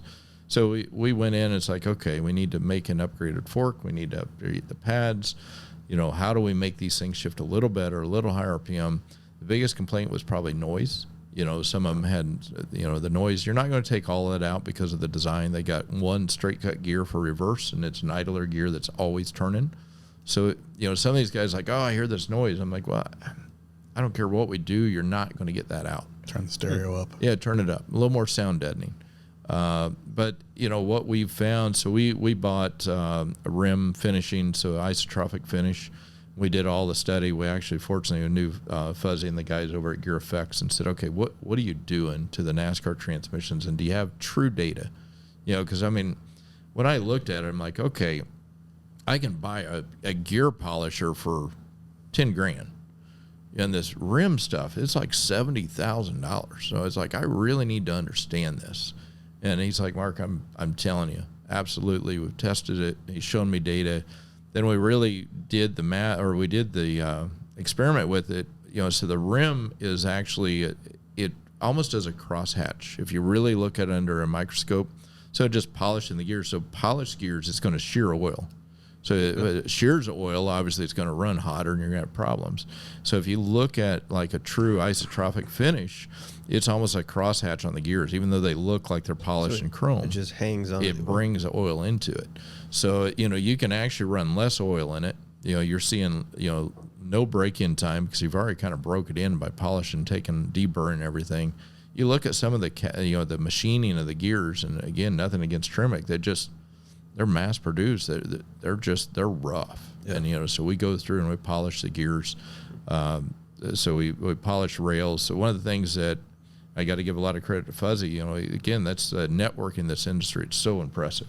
Just as you guys and the car builders, we all kind of, it's like, so how'd you do that? How'd you accomplish that? You just feed off each other. Yeah, you got to help each other. And it's like, so, how, what do you see that the gear polishing is doing? And, he'd go through, he's like, but honestly, anywhere you can take metal to metal and polish it and take that friction down, it's going to help. It's like, okay, so, we need to do rails, we need to do forks, we need to do everything. We need to do every part. Of course, then you learn your lesson. You can't run them together. You put a rail in with gears, it just beats the crap out of it in the machine. It's like, well, now we took a process that would took 12 hours, and that takes 18 hours, but we run it lights out. But, learning those things to how you could really make a difference. So, as you said earlier, Phil, how do you get that customer? You got to almost say, here's go drive this one, and now go drive one in, that's been modified. And if you don't feel a difference, fine. But most people, Roger Lee, I'm jumping all over, but Roger was a great influence to me on this carbon. That's the first time that's ever been said. Stop it. Well, the funny part about, he was a hard man to break. I'm like, I didn't know how to read him. He's great though once you break. Oh, once you break him, once you he's establish awesome. that relationship, Roger's fucking awesome. He's phenomenal. Yeah, and he's like, so tell me, why is this carbon transmission so awesome? I'm like, I don't know. I think we do this and feedback, it's good. And I think it works good. And he's like, well, I'm going to try one. I'm like, all right. And so he tried it and he called me and goes, you are the worst salesman in the world. I'm like, well, I appreciate that. And I said, well, I want our work to speak for itself. I am not a good salesman. I just, do the work and make it happen. So the owner of that car, he's like so impressed with it. He's like, we're sending all of them. So he sent all 5 of his transmissions back to us, and literally, so Roger, like Harold Chapman drove like Greg's car on the road tour, and he's like, so what do you do different to these than you do mine? I'm like, well, you're just buying stock trimmings. It's like, yeah, well, stop. Just go ahead and send me these. I'm like, and shame on me. At first, I'm thinking, well, the only people that needs these are autocross road course, performance. Not thinking, well, what about the road tour guys that are looking at, hey, it takes some quiet down. It's a lot smoother shifting. It shifts easier. So, that's kind of where that played into. And yeah, it's been good for us. We took a really good transmission that Trinick presented. And we said, okay, what's our environment? What's it require? What are they looking for? And how can we maybe make it better? And, I tell, if you're just building a stock LS3 Cruiser, you probably don't need it. You're good. A stock transmission's fine. But I will be the first. And like I said, Harold was a great, I don't think he needs a performance carbon, but he literally felt the difference. He's like, I like how it feels. It's like, all right, cool. So now he's like, whatever I order, carbon. And Troy at BBT, a lot of the guys now just like, no, just do that. I'm like, all right, cool. So it's been good. Obviously the T56 Magnum is kind of the flagship. Obviously it handles a lot more power, bigger gears. Does everybody need a 6-speed? Not necessarily. That is the biggest thing that all of our customers run into. The extra gear is more overdrive in their minds, and then you start showing them gear ratios, and no, it's the same final drive. Yeah. But no, a 10-speed's better than a 6-speed. It's the exact same. It's all in gear ratio if you change. So, the 10-speed, everybody's like, well, it's funny. I want better gas mileage. I'm like, what? That doesn't have anything to do with it. I can put the gear ratio in a 4L80 with your rear gear and tire the same as a 10-speed, and I promise you're within 200 RPM. The difference is you can run a 240-some rear gear or a 3.0 rear gear with a 10-speed because it's got a 5-something rear gear or, first gear. So it accelerates like a machine. Yep. So that's the difference. So, where the 10-speed, 8-speeds feel so good is obviously as you're accelerating, you have no RPM drop. You got that 500 RPM drop instead of 1,500. You've got first and a half, second and a half, third and a half, and it just kind of steps you up. It steps it all the way up. Yeah. Exactly. So, it depends. If people's driving them wide open, yeah, I can see where the allure of the 8-10 speed. But if they're just cruising, I don't know if there's any real advantage. I can put anybody in a really well-tuned 4L80 that I promise they never have any problems out of that will perform just as well as that 10-speed. But everybody wants the latest and greatest, so we got to jump on there and take care the way of it is. What's your mix of automatic versus manual on what you're selling?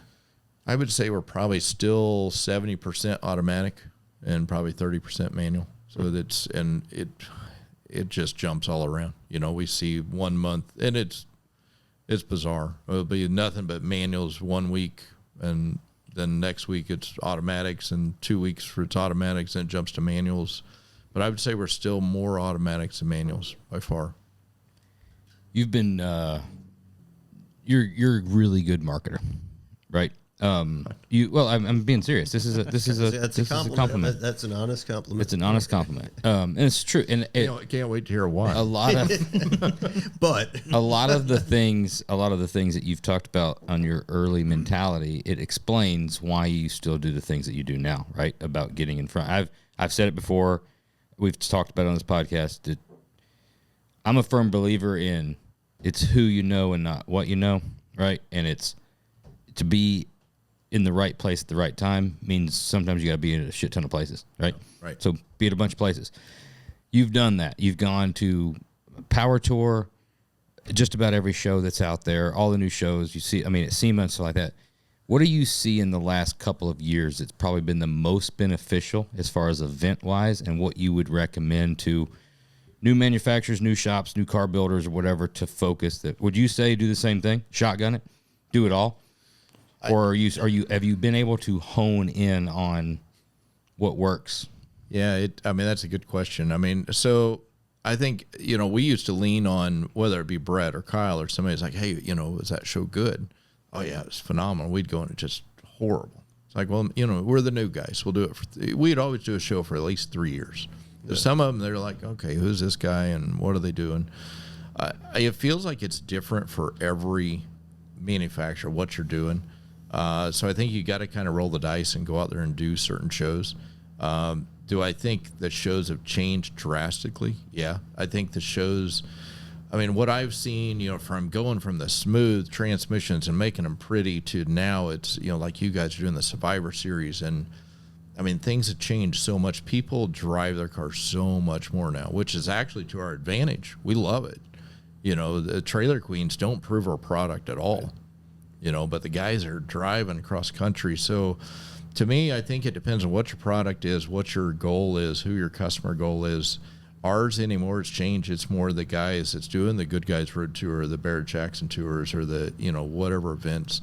Power Tour, that's a tougher one. That's a lot of work. It's a lot of work. We did that. I would advise people, unless you have something to the masses, like a lick 'em, stick 'em, chrome Corvette sticker, I don't know. That's a good market for us. That's a good product. That's a good product. Many little New Balance stickers. Yeah, right. Yeah. It's the N logo. Yeah, it's obviously the latest show that Bobby's put together, Triple Crown, that seems to be the new flagship of the show. He's done a phenomenal job bringing the best of the best out there. As we all know, my whole business model was to surround myself with the best of the best. Everybody follows the best of the best. So, if you can go to those shows where those good people are, you're going to get your best opportunity in front of those people. At the events where, if you're selling a suspension product, transmission product, something that performs, if they've got an autocross thrown in there or a road tour or something that really shows a performance, it's good to go to. You hate to say it, NSRA is fading off. And it was a great show. We loved it, but it's fading off somewhat. Sucks. Louisville ain't what it once was. It used to be. It used to be our number one show, and I hope they can save it and keep it going. We missed it last year, but I heard it was the writing was on the wall a few years prior to that, and I heard last year was kind of like the nail in the coffin. Is it? Yeah, so we've changed now. And this was an influence probably from Bobby. So we go to these shows and we do as not a ton. We used to do 15, 16, 18 events. Now we do probably 7. We've streamlined it. One's at work, but Bobby said it really well. I'm like, you're not even looking for customers. Why are you here? And he's like, well, customer satisfaction. They got somewhere to park. They can roll in at 10 o'clock if they want. They've got a place to go. So I kind of change and follow that mentality of, I think we're more a customer hospitality. You've got the customers. Yeah, we've got the customers. If we happen to get a couple new ones, that's cool. But yeah, as hard as it was to get them, it's just as hard to keep them, as we all know. Sure. So you got to really take care of them. So, anybody new getting into, I'd say, figure out your core market. Are you chasing the pro touring guy? Are you chasing, whatever that market is? At least network with some of the people and say, hey, what worked for you? I said, not always does it cross over. Some of the stuff Kyle and Brett would tell me, I'm like, yeah, that show was horrible for us. Right. So, I guess it all depends on what you're marketing. But there's a great show, a lot of great shows out there. But I feel like where the future is going is any of the events where they can drive their cars. That's where I see all this going. They're still building high-end, multi-million-dollar show cars, which is phenomenal. Some of those guys are driving them, which is even more awesome. But cool part about the survivors and the drivers is those same shops can build 5 or 6 or 7 in a year. Yep, it's just more transmissions. Yeah, right. Yeah, I mean, instead of I think that first love took quite a few years. It took a long time. Yeah. Yeah, the Survivor Series that you guys have done, we're seeing so many shops follow that platform. So good guys for you guys, great job for you guys to really start that on fire. And obviously a great opportunity to sell chassis, transmissions, engines. More and more people care less about how pretty the car is. It's how dependable it is, and they want the best product. So we're honored to even be on a list of that group of the recipe to build. Yeah. So we're very thankful for that. I know we harp on it a lot, and I think that you get it, and a lot of folks are getting it. It's so much more than just being like, oh, it's so cool to be able to drive your car, and now you get to prove the products. It's what it grows exponentially across the board because of, one, all of these customers are interacting with each other, right? Now they're learning. They're becoming more educated customers, right? Now they're wanting to do another one, but the next one they've become educated. They're also getting along with all of these shops. So the entire experience is just completely different. Yeah. And better in every way than it has been done before. It's just, I think the industry's the best it's ever been. Right now. I agree. Absolutely. I agree. Yeah. I mean, it's like I get a text from Jameson, Troy's customer. Yeah. Last night, Troy's busy. Spelled with an I, by the way. Jami. Okay. Well, but he texted me. He corrected me. He's I made asking a me mistake. about like a charcoal can. Just, dude, can you shoot me a part number? Troy said you probably got it. Oh, hell yeah! Like I could probably get it quicker than Troy. Let me grab this for you. Yeah. And that's Troy's customer, dude. Yeah. And it's like there's so much like the friendships and everything, and how much that's bled over, and all these guys that have formed like kind of cliques and like. It's getting a little hippie. It's getting a little like everybody loves everybody, and but it's good. It's good because you think back about lateral G days and stuff like that, and back in everybody had like a chip on their shoulder. Everybody, it was so many, so much animosity and drama and bullshit and not good for anybody. But it helps get the word out there for like the right products. Yeah. Like if you build a fantastic transmission and it's in so and so's car, like he's going to tell all his buddies, and you better believe that every car built thereafter is going to have that transmission. Right. Same with the chassis. Like they try something new, like Legend truck chassis. We've done quite a few of them. We've done quite a few Legend builds, and those just like, they just spread like wildfire. I mean, just like Harold driving, Roger's customer's car. Like that doesn't happen at a show, not right? A chance, yeah. No, not that there's anything wrong with that, but when you have that community, you're having coffee the next morning, whatever. Like, you know what, we got a 2-hour run or whatever. Why don't you take that, and drive it, to the next thing. So it's just you're 100% right. It's never been as good as it is right now. I would agree. I mean, early days when I got involved, I seen, I look at the, Troy Trepanier and of course Roy Brizio and Alan, Bobby. They was a really close niche, and it seemed like there was then a time that it faded apart. Like almost everybody was competition. So when I got involved, I was like, everybody was cool and everybody was connecting, and then I watched, it was like this big ego thing. And I mean, obviously, you got to have some ego in this industry. I mean, sadly, but you got to have some. But the egos got so big, it kind of sucked. It's like, man, what? Everybody is just trying to one up everybody. And now you're right. I see it kind of sweet spot coming back together. It's like, all right, this is what it should be. Everybody was one upping each other at the expense of the customer, and not for the customer. And now that the fun part is this community, that core group. Everybody's doing it with the customer. Yeah. And that's just a completely, I remember hearing, and Bobby talked about it. Bobby probably talked about it about 10 years ago at one of the builders conferences, whatever. And he spoke specifically about, like, I have a core group of customers and I'm friends with all of them, and they all can talk. And they all have cell phone numbers from each other, and they go and hang out to the guys down there. Yeah, it's for flip phones. Yeah, but I mean, all of his customers don't live in Tennessee, right? He just is in Tennessee. But and he talked about, I don't hide anything from this guy. Everybody knows. He said, and that community is what's been the secret to my success, of everybody knowing about everybody's build and what the status is. He said, because there's times when there's a push for so and so, like to get something for Amber or whatever, and that customer will call and he's like, hey, you cool? They're gonna have to like put some heavy, we're gonna have to like put some guys on this thing, or whatever. Oh, push mine to the side, right? Let's get his done, right? Because we're all friends, so let's get his car done. Because when it's done, I'm going with you. We're gonna go to the show, and then after that, we're gonna get mine done.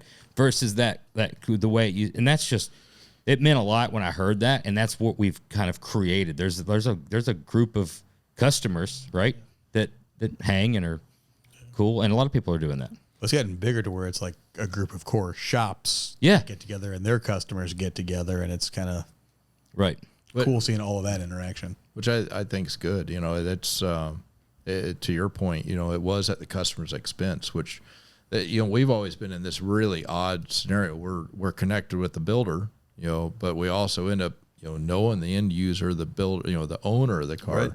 You hear the horror stories, and you know, even though they keep doing it, they're like, man, I feel like they just kept going this path, and some of them were cool with it. You know, George is one that, man, he just kind of let everybody, whatever, if you need to go for this award, go for it, which was cool, but not everybody was George. And I think a lot of these builders kind of lost faith, you know, lost a sight of what did that customer actually even want. And great if the customer's open checkbook and ready and willing, but I think the more communication on that and everybody growing together and understanding and communicating with customers is important. Well, Troy kind of, you know, Troy gets a lot of credit on here, but he deserves some like blame for a while. Like, everybody was trying to chase and be like, oh fuck, if Troy can do that, I can do this. And then there were some things that started coming out, and you're kind of like, maybe I won't try to be like Troy. I'll just kind of do my thing because I'll never be like that. Well, then lately it's just been like, hey, he's a mad scientist. I'm almost kind of looking at it like, remember that almost like a gym analogy, right? Like, there's that one fucking kid that was just sprinting, right? You're running the mile, and he's just fucking sprinting. You're like, fuck, everybody else gets overachiever. Together. Yeah, and they're just like walking. Nerd. Like, everybody together like kind of walks, and he's like looking back, and he just keeps fucking sprinting. That's at this point, that's Troy. That sounds like fucking far ahead. Everybody. Sounds like something that Ethan would do. And Ethan in school would fucking just exactly. Yeah, and he just keeps going. Yeah, we're all like, okay, nerd. Yeah. I don't know about that, but it's I get it. All right, transition a little bit. Standard question time. Oh, jeez. We really need another round before then. Yeah. Should we try something different, or should we keep rolling with that? That's pretty good, but we can try something new. What's the next thing? Pick something out. What else have you not had, Mark? I see the birthday stuff, but that's probably for special occasions, isn't it? The Old Forester birthday. This is a special occasion. I've never had. Probably just enough of that. Just enough. Just enough of that to kill that bottle. That's a good bottle. That's a banger. That is probably this group's favorite. Yeah, it's a top 2, top 3. Sucks because that's What's your top one? The Lot B 12-year. Okay, probably number 1. I think I'm going that 12-year or the Magnus cigar blend. Okay, you don't count the 20. Hang on, I gotta kill that first. You don't count the 20-year. No mix. Come on. You know, I don't know. It's like the LaFerrari. It's probably the best. It's the 1 star, but, but I don't count it as a 1. Nobody's gonna get it. No. Yeah, 12 would be. I tell you that bottle of 10-year. I don't know if it was just that bottle. That bottle of 10-year really was a banger. Just saw that Victor's. Yeah. Yeah, that's a tough part about bourbon. You have one that's really good, and you get it again. It's like, it's not what I remember. And that could be for 15 different reasons. Yep. What you ate earlier that day, what mood is, the company that you're in. You guys are wine drinkers. I mean, don't you? I run into that all the time. Don't you run into that? Like, you love a wine, and then all of a sudden you're like, it's just like off this one time. Yeah. She's always that way. She's a big wine drinker. She's like, I'm not feeling this. Like, what's your favorite? Hey, she said she didn't want to be. You can't talk to her off fucking camera. We're dragging her. She's not on this. I'm talking about the imaginary person that's not here. I will say, going from this to this was a huge change on. Yeah, it was smoother. Yeah, that's smooth, very good. Yeah. The mellow. Was good. Very mellow. Yeah. Well, we're just moving up, so. Cha-ching. Yep. You know what? While we're doing this, just you want to toast to Neil, you guys' dad. I met him the first time Super Chevy show. I remember you guys rolling in big trailer. I'm like, who the heck are these guys? And of course I had to go over there. Of course I'm as backwards as I can get. So I'm like, but I'm still going to go over. But I met Neil, and Neil and I connected. He was pretty awesome. Biggest fan of you guys ever. I think some of that was like, gosh darn, I wish my dad was more like that. Of course, everything works for a reason. I think my dad being hard on me is what made me who I am today, so I don't regret that. But it was so cool to see your dad he would be just looking down right now, just smiling. I know he is, because I appreciate you guys done that, a phenomenal job. Thank so you, Mark. cheers. Appreciate Thank you. That means a lot. Yeah. Sorry. He was obviously smoking a cigarette too, right? No, At that point. cigar. Okay. Cigar. There wasn't All a right, so cigar. it was a little You got later. the cigar face. Yeah. Cigar face. Yeah, it was. It was just cool. He would even check in on me. It was just cool. We did the road tour. It was cool. We connected well. So I remember him transitioning to the cigar thing because we used to always smoke together, and it was always all the shows and stuff. It would be he was the only other smoker there, right? So go to dinner after a show. You were waiting on a table. Me and him would peel out and go smoke, right? Then you go to dinner, and then waiting a while for thing, and he'd give me the head nod. We'd go out for a cigarette, right? And then when the dinner's wrapped up, we're like, all right, they'll handle it. We'll go out for a cigarette. And so when he started smoking cigars, I was like, man, damn. This out there sucks. for 3 hours. But the problem is, I thought that we weren't going to be able to smoke together anymore. The problem is, he just smoked cigars like cigarettes. Yeah. So he was like, "Oh, you want a cigarette? I'll smoke a cigar." And I'm like, "All right, cool." Let's. He just smoked as many cigars as he did cigarettes. You just must kill have a had a lot pack of in the conversations then. Yeah. Oh, we had the greatest conversations. he was a great man. It was always the same. It was the same same towns and same restaurants over and over, right? And then it was always. I remember, I've got some vivid memories of standing there, of just. Yeah, there's some of the greatest advice and life lessons in a 6, 7, 8 year period of time from fuck Yeah. Shit. Thanks, way to fuck it up. Hey, how about that fucking birthday bourbon? though? Yeah, that's why we're celebrating, right? Yeah, 100%. So transition. Favorite car movie. Oh, that's a tough one. I'm not a big movie guy. That's a motion picture. Y'all Y'all got them down there, right? Yeah, I mean, DVD. the last TV show, or the last movie was probably E.T. that I watched. Does that count? Is Netflix? Y'all have Netflix as an app, or does Netflix still send the DVDs down there? Yeah, you got the box at the local gas station. I'm just glad I can give somebody else shit. I get so much shit from being from Alabama. What's the population down there? 11. 4,300. 4,300. We just got our VHS player, so we're pretty excited about All that. right. Still Good. have a drive-in movie theater. Hey, Yes. be kind, About rewind. 30 minutes from us, we do. It's not necessarily a car movie. The one Okay. that stands out to me is World's Fastest Indian. Oh, it's a good one. I mean, I like Hopkins. that. Gone in 60 Seconds, I liked. Of course, the American Graffiti. I mean, there's so many, and I haven't watched them all. The Fast and Furious was okay, but it was just out Yeah. there. It's like, That's some of Phil's favorites. He's a big Fast and Furious guy. Yeah, I figured The, it was, the later yeah. ones, like the most recent. The space ones. Yeah, I don't think I've seen Beyond 3, so I can't judge. If that, Ludacris isn't in it, I'm not interested. yeah. You can't knock the original one though. Like, No. No, the original one was probably the best, but if I don't know, the Ford versus Ferrari was cool. I just liked the theme behind it. But I think the World's Fastest Indian was just cool because it just that determination. Yeah. So I know it's not a car, but That's a great movie. Was that a TV, like a miniseries, the Harley Davidson story? Wasn't that? Remember that? Davidson The Harley Davidson brothers? I don't remember it. I don't either. Maybe it was I think I it was remember a Harley network. Davidson and the Marlboro Man. Yeah, different movie. That's a good but fucking movie. Yeah, it is. You want the fact of how young you told me you watched that Yeah. explains That was so much. That was a life changer. Yeah, I know it changed your life. Yeah. I've seen what you changed into. You think it like pushed me in a positive direction or no? No. Would I have been better off not watching or watching it? Well, later? better off is it? I wouldn't say that. You're the way you are because of watching it, and we'll just leave it. We'll just leave it at that. I'm gonna take that as a compliment. Yep.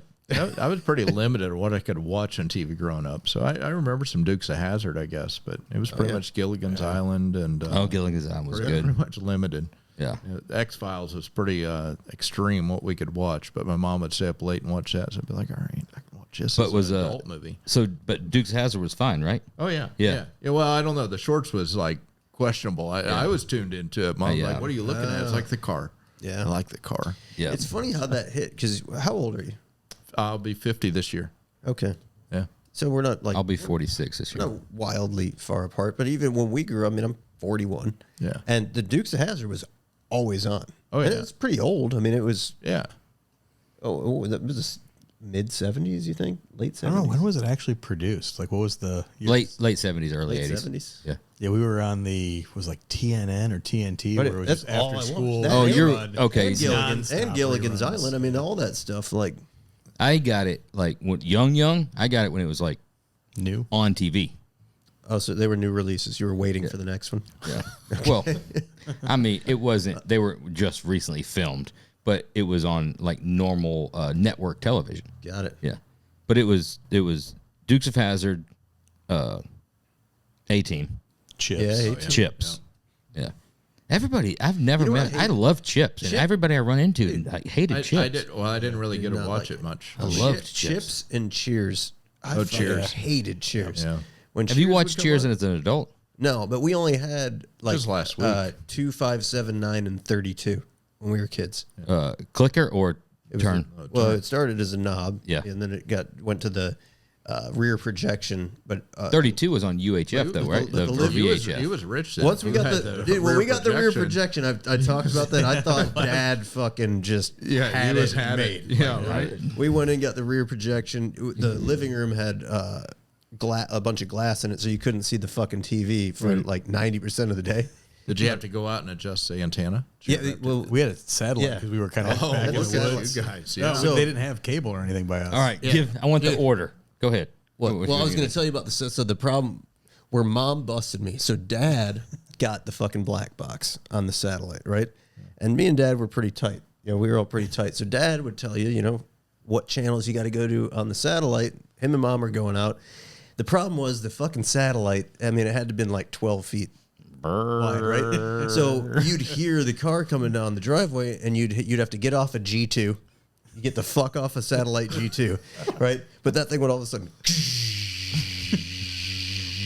So 13 Mom minutes knew later. every time she come home, she kind of put 2 and 2 together. Like every time I pull in the driveway, the satellite's moving. Searching for channel. All right, I'm going to give you 3 things, and you're going to tell me the order of receiving them. Okay. I hate you too. You know where I'm going with this. I know all of them. Rear projection, Okay. backpack super soaker, Fuck you. G.I. Joe, Oh, the fucking aircraft carrier. What do you want to know on that? What order did you get 'em? What order did you get those? Well, Was it the gonna rear piss you off projection it was all TV the wasn't same mine. year? I think we got the rear projection TV like high school. That was Yeah, that was much that was later a on. huge step up because that went from the clicker, you know, like little tube TV to like all Okay. of a sudden boom. So you'd already had the backpack super soaker. yeah, Right. Had the backpack super soaker. And it took the rear projection to make you feel like you had something? Well, the rear projection wasn't mine. It was in the fucking living room. Right. Yeah, but the backpack super I just soaker was lived yours. there. Right. It Yeah, had the your backpack- name on it. You better believe. But the backpack super soaker would fuck you up.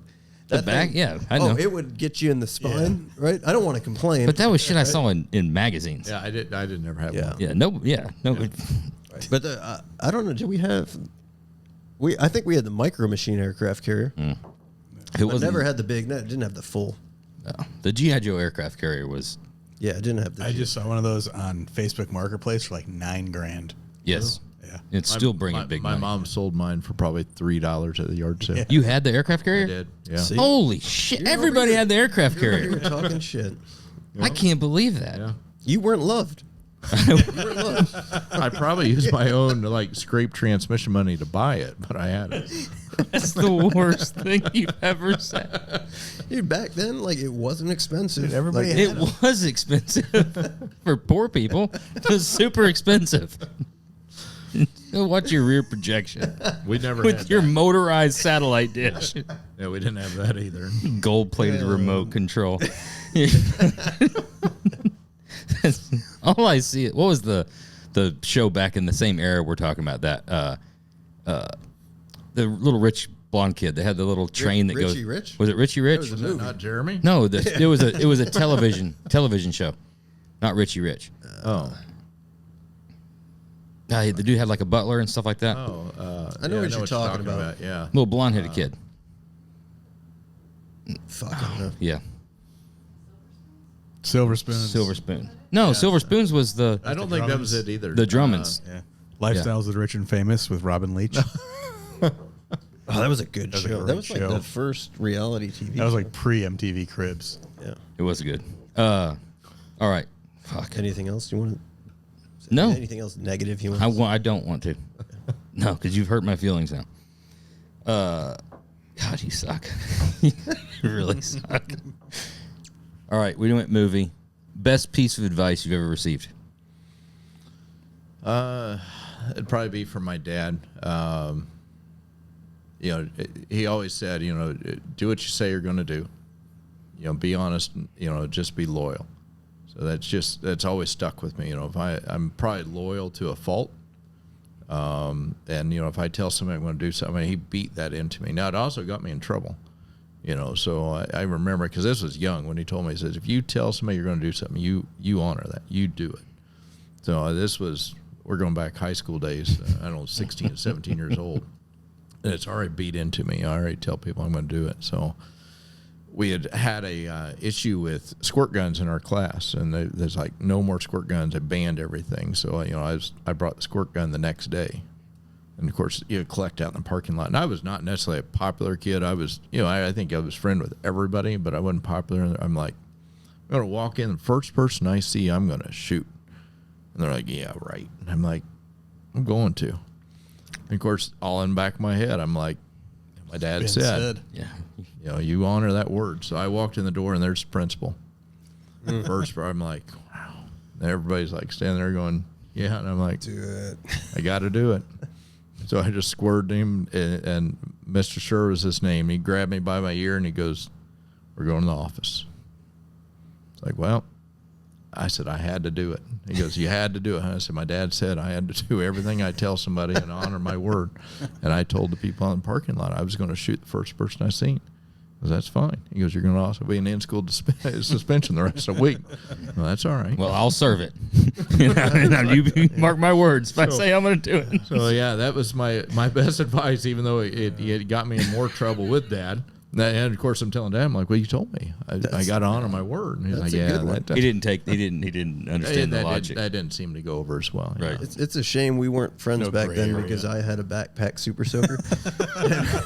We could have. Mine was probably the Dollar Tree 99-cent squirt gun that I filled up. John started this with the backpack super soaker.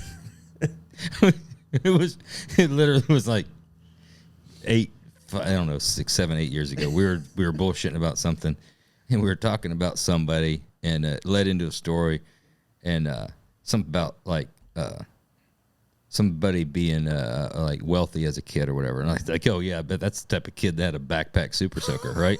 And just threw that out. And John looks at me. I was like, what? And he's like, you know, Jerry had one. I was like, of course he did. Of course he did. And it just became a thing. If I ever told the George Strait story on here? No. So this is a fucking great story. This is a good story. So, you know, obviously, you know, George Strait, right? There's an album, Pure Country, that was a 90s album, and it opens with his son at the time. It was either his son or his grandson. I think it was his son. Young. I didn't think they were related.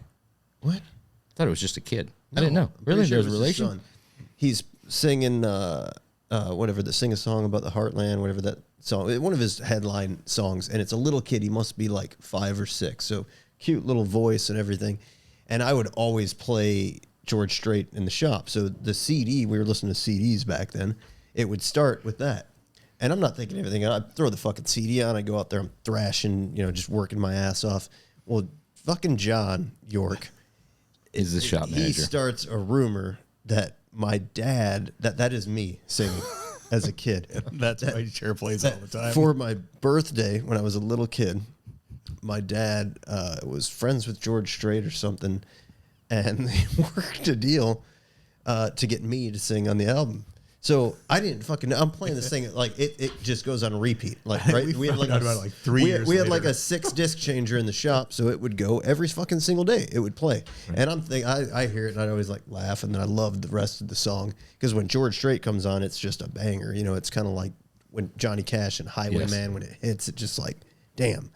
And I didn't know all this time for years. Everybody's fucking laughing their ass off because John started a rumor that that's me singing as a little kid. It's great. Yeah. So it's awesome. The funny thing is, it's plausible. It's perfect. It's believable. He's had a couple of bangers like that. Yeah. He just really liked to sing. Dad got best. All right, so we did best piece of advice. Definitely would assume the little troublemaker you are down in rural Illinois, you got to have the favorite law enforcement interaction story.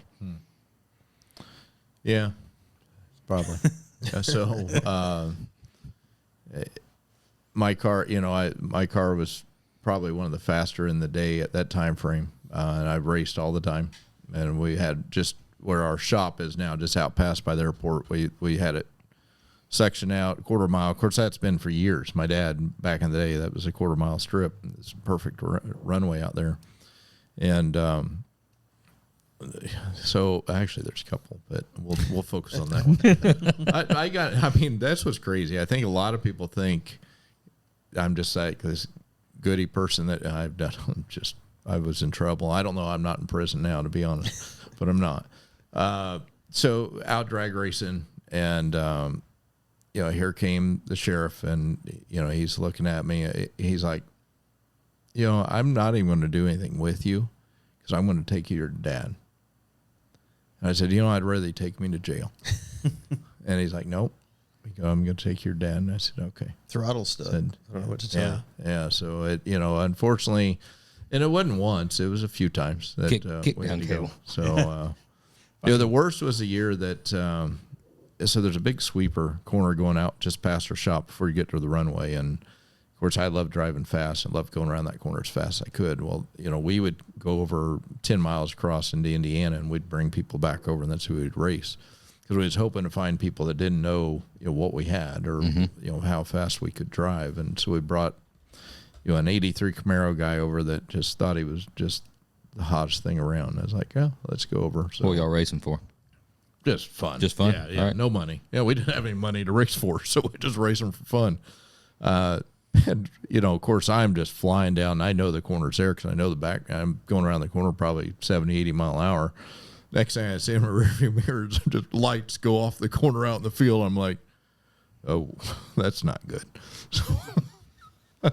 So I had to go hide my car, and walk down. Fortunately, a friend of mine lived up the hill and walked down there. And, of course, here comes police because neighbors calling police. And, as soon as they seen me and they seen a Camaro out in the field, they're like, I got to envision you're involved and it's you're going out to race. I go, I was just up here having Good Samaritan a party. And I Making s'mores, officer.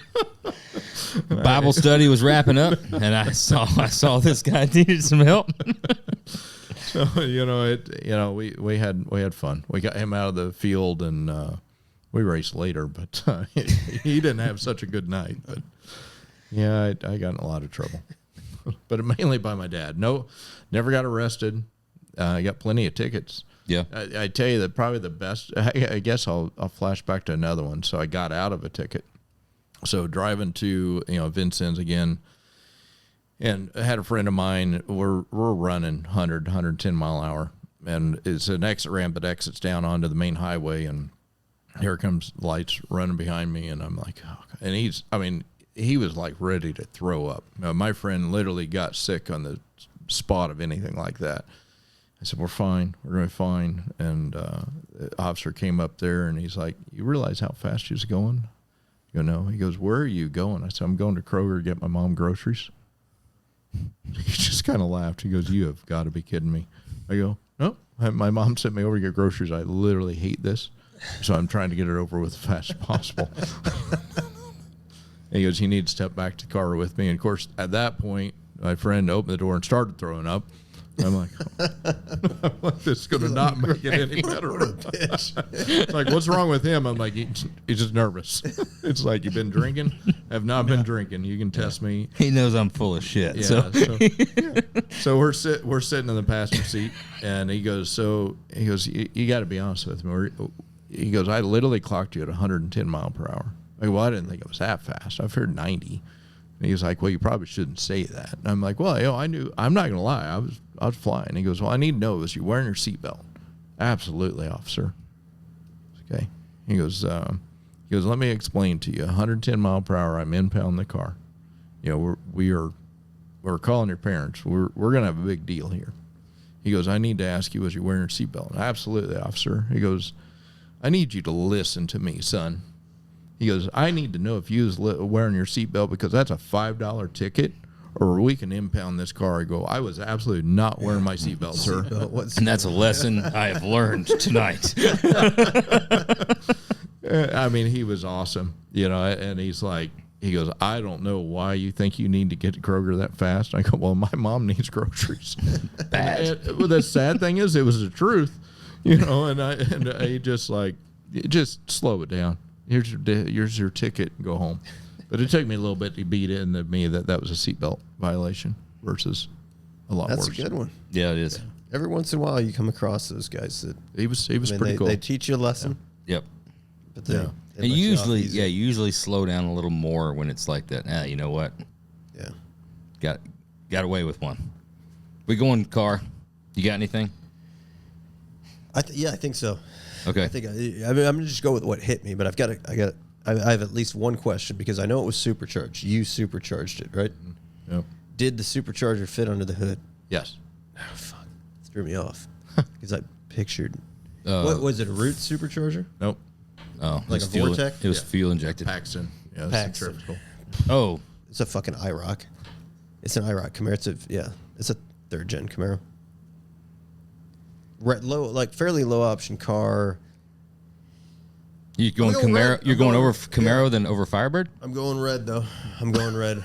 I just see it red. Not like mint. It was not mint. It seems like a lazy guess. Honestly, it seems like a lazy guess. Might be right. Red IROC Camaro. AE. It sounds cliche. It's just what I'm just going with. Okay. What's hitting me. I got to just speak from the heart. It's just coming in and I'm just letting it out. Did you have the mullet back then? Because now it's pretty tapered. I did have the mullet. Okay, that's in your point in your cord. Yeah, it's looking good for him. It's only like 4 cars you could put a Paxton supercharger in. Fox Body screams Fox Body, but he not never fucking made Fox Body, never made any indication of anything. But he had a never, Ford. He would have but never he had gone. a Ford. He would have never gone into business. He would have never been successful. That's not true. That's not true. I'm thinking. You don't know how tough it's been through this whole process of my business, what started my business, not to mention the car. I know. Is it sad that the first time I listened to the podcast was on the ride up? No, that's not sad at all. So I'm like, I need to get prepared. And then I'm like, she's like, you are not prepared at all. Shit, these guys are fucking 5 hours. Yeah, that's what she's like. She's like, relax. These guys are fucking idiots. What are you so nervous about? Phil. I think I'm going OBS. Really? Yeah. He ain't taking turns at 110 in an OBS. Not happening. No, it's Yeah, farm country, middle of nowhere. You're rebuilding transmissions. You're throwing them on the back of the truck. Everything points to that direction. There's a lot of it's plausible. I hate that he's probably right. I think you're wrong on the color.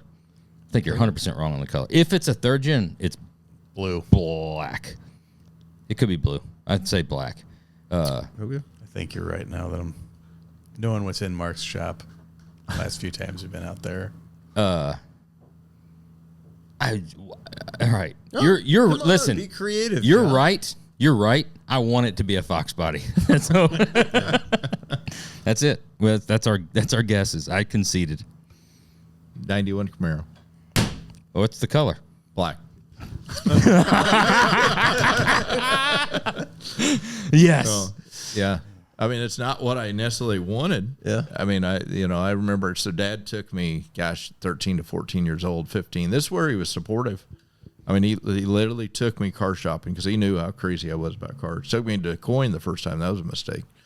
Because DuQuoin, if you remember, I don't know if you guys ever did DuQuoin Street Machine Nationals. Obviously the girls' tops were being lifted left and right, and I'm like, well, I'm coming back here. Yeah, this is my dad's like, well, you don't need to be coming here. I'm like, oh yeah, I'll be here every year. Yeah, this is the industry I'm picking. Exactly. This is what happens at all car shows. Right. And fast forward to Columbus last year. You're like, hey, nobody lifted no tops. Yeah, there's no tops. Yeah. Well, and some of them we don't want to. Yeah, you're right. Wait a minute. So yeah, Mark got a 91 Camaro. I got a 91 LeBaron. And you guys are busting my balls for having a fucking rear projection TV. Yeah, but let's back it up here. And he had the fucking G.I. Joe the aircraft carrier. Did you have an earring with a lightning bolt on a chain? No, I was terrified to pierce my ear. I'm not saying I wouldn't have. I probably wouldn't have been the lightning bolt, but I was too feared of my dad to ever pierce my ear. So, nope, no earring whatsoever. But I remember we went back. I wanted a 69 Firebird. Okay. That's what I wanted. So we went and we looked. I mean, remember the trader papers were in there every weekend driving all over. You dry? Yep. 69 Camaro or Firebird had a 400 small block and, of course, not the blower, the scoop through the hood. And I'm like, all right, cool. Of course, the drove, he's like, no, it's too fast. You're going to get hurt. And so the next car was 69 Chevelle. That was like my next pick. That wasn't happening. That was 72 Chevelle. It wasn't happening. I mean, I was like ready to give up. I'm like, I don't know what you're going to allow me to have. So my parents gave all of us $5,000. So all of us kids. So I had two sisters, myself. $5,000 was our budget for a car. I worked from, 9 years old, cleaning transmission, $10 pop, and I would not. I didn't care. My friends went to the dime store to get bubble gum. I'm like, nope. I was frugal. I'm like, I am buying a cool car. Wow. So I mean, I did nothing. I just saved every dime. So finally, my dad's like, listen, maybe you should look for something a little safer. And I'm like, what does that mean? It's like maybe newer. Like, all right, So I started looking at the first was a Firebird, 91 Firebird or 90, I think, formula. I finally found this 91 Camaro. So it was a June of 91. A dealership had bought it, and he had never titled it. But he had it as a demo or whatever. It was a 1LE package, C28. So, I had all the bells and whistles. It's an automatic car, but it had the 5.7 higher horsepower and the sway bars. The tan and gold down on the rock? No, just so the 91 all black. Okay. Yeah, because the IROC was gone by that time. It's just a C28 machine. Yeah, it is. And that's as bad as it gets. T-top, solid roof. No solid roof. Yeah, no T-tops because at 1LE you couldn't get it with with the 5.7 you could only get automatic and you could only get solid roof, no T-tops. Did the jean jacket come with it, or did you bring it? I had to. That was a couple years later. Right. I had to buy that. I already had the mullet though, so we was good. So we went up there and drove it. Of course, my dad. Of course, again, what are they? 250 horsepower. Yeah. You think that's an animal at the time frame. My dad's like that. I'm fine with that, but it was like $16,000, so I had the $5,000. I'm like, how do do I have $11,000? Dad's like, you have $11,000, but you will have literally like $8 left. I'm like, all right, cool, let's do it, let's buy it. So that's a tank of gas back then. So so we bought it. Car. And I had 2,500 miles on it, so it was still technically new. Of course, then the crazy part, and again, I'm getting off a tangent, but. So one of my mentors, like in the automotive industry, back in the day, his name was Jerry Wegger. He's passed away since, but he was probably the 40s, 50s. He was building a 50 Oldsmobile, chop top, a Carson Rubel top, everything customized, 455 turbo, twin turbo. I mean, I hung out with him every chance I could. And I thought, this is so cool. What this guy's doing. And he didn't necessarily have the money. He did everything himself. Like the turbos came off from a John Deere, like combine, whatever. I was just cool what he was doing. And, I just wanted to somehow associate with him. But then when I bought this new car, because he knew I wanted an old car, obviously it wasn't going to pass my dad's judgment. So I'm like, well, I got a new car. And he's like, yeah, I don't know where you're going to fit in, son. So I'm like, well, what do I got to do? He's like, well, we need to customize it. And I'm like, well, I'm all about that. So, We literally, within 2 weeks of having that car, I cut the door handles out and welded them in, shaved the door handles. It's brand new. It was brand new. You painted it? I didn't have the money to paint it. I didn't realize how What'd you much. do? It was just Spot primer, primed it. just spot primed it. So And how did you make them pop? I had electric door poppers. Yeah, I mean, I didn't have the door. I had a button underneath, so you pop them. So you put little solenoids Yep, in them? yep. Yeah, and of course he had shaved door handles, so I respected him. You know, he was a true custom car guy back in the time. Sounds like something my son would do. Yeah, and so then I would have done. The worst thing you could have done. Brand new car. A horrible idea. That was just a horrible idea. So I show up to school like the next weekend because I was already like, they're like, who are you driving in here in a brand new car? And then I come in the week later. Fiberglass doors? No, they're steel doors. not that Yeah, either. no, all steel doors. That's why the hinges went to shit on them. Yeah, exactly. The door weighs 6,000 pounds. Of course, everybody's laughing. It's like, oh, you've already wrecked your new car. I go, what do you mean? It's like, well, Customize it's it. like, you wrecked it. You got primer all over. I'm like, no, I customized shaved door handles. Like, why? I'm like, well, because that's what we do. So you mean the girls weren't like into it? The girls weren't going crazy? Yeah, no, there wasn't. Like, Yeah, we met in high school, and she did not dig me at that time really? frame. You didn't see those shaved door handles and you're like, I won't. She didn't realize how cool I was till she lost reverse. All of a sudden, I was pretty cool. Needed at that point. trans fixed, and super cool then. I was really cool. I was top of the class then. But so shaved door handles took me probably a year to save up money to paint it because I exhausted all my money doing that. Shaving them didn't cost anything. right, that's free. Yeah, You but did it painting yourself. them, I'm like, I can't do that. So Right. it took a while. So yeah, that was a story into that. But yeah, I mean, and then he let me hang. I remember the customs had the little hanger metal signs behind where the drags and lowriders. That was a Majestics car club. So they let me hang that because I customized. I'm like, You're in. I'm in. It was the only new car, but I mean, they just accepted me. They let me in. They're I'll like, tell you what, I've seen a third gen that somebody put spokes on. Have you ever seen that? Like 14-inch Daytons? And it looks fucking sick. It's hammered. There's a pic. If you just Google it, Okay. there's a picture that comes up. It's like a base model, with none of the rocker moldings or anything. Yeah. Yeah, and it fucking looks badass. I could see that. When you're rolling out of the house headed to school in the Z28, what's the tape that you're popping in the deck at that time? So at that time, probably either Metallica or AC/DC. I can Maybe see Nine that. Inch Nails. Yeah. Really? That was my first concert I went to. Was 9 Inch Nails. I don't peg you for a 9-inch nails guy. Yeah. Late 90s, right? Yeah. 9-inch nails. 94, 95 for 9-inch nails. It was probably 93 probably. If you Yeah. So Yeah. I Because think that was so. in 93 when I or was in. 94 probably. looking back I at don't that, picture you as a 9-inch nails What- guy at all. that one goes. What was you thinking? I'm off there. did you feel The more, AC/DC, it makes sense. Did you feel more It's a kiss and badass in that scenario? Right back then, you're fucking rolling in your '91 Camaro versus today. Like you're jumping. I mean, you're driving some of the most bitchin' cars they're built. I mean, you build some amazing stuff. You drive. You've had every like major hot rod builders cars in your shop. When did you feel cooler? Oh, by far when I was 16 driving a Camaro. Yeah, I mean, nothing will change it. It's hard to beat that era. Yeah, I mean it was the thing. So Hey, good guess. Let's not let that fall under the radar. That you nailed it. Yeah, we had to bounce back. We were in a little bit of a slump. We were. car guys' cars are harder to guess. Well, we've had the problem is we've had guys at still have it. weird geographical locations. The Cali guys I struggle with. Yeah. You just don't know. It's an anomaly. I don't know the culture. They're like all desert people. They all just like drive It's like transportation. It's like Waterworld. It reminds me of like Kevin Costner. It's like and all it's the like an little weirdo Altima kids. front end with a Ranger bed and I got to admit something that I did even next. It was worse. I still have the car, by the way. Really? Still have that same car. Yeah.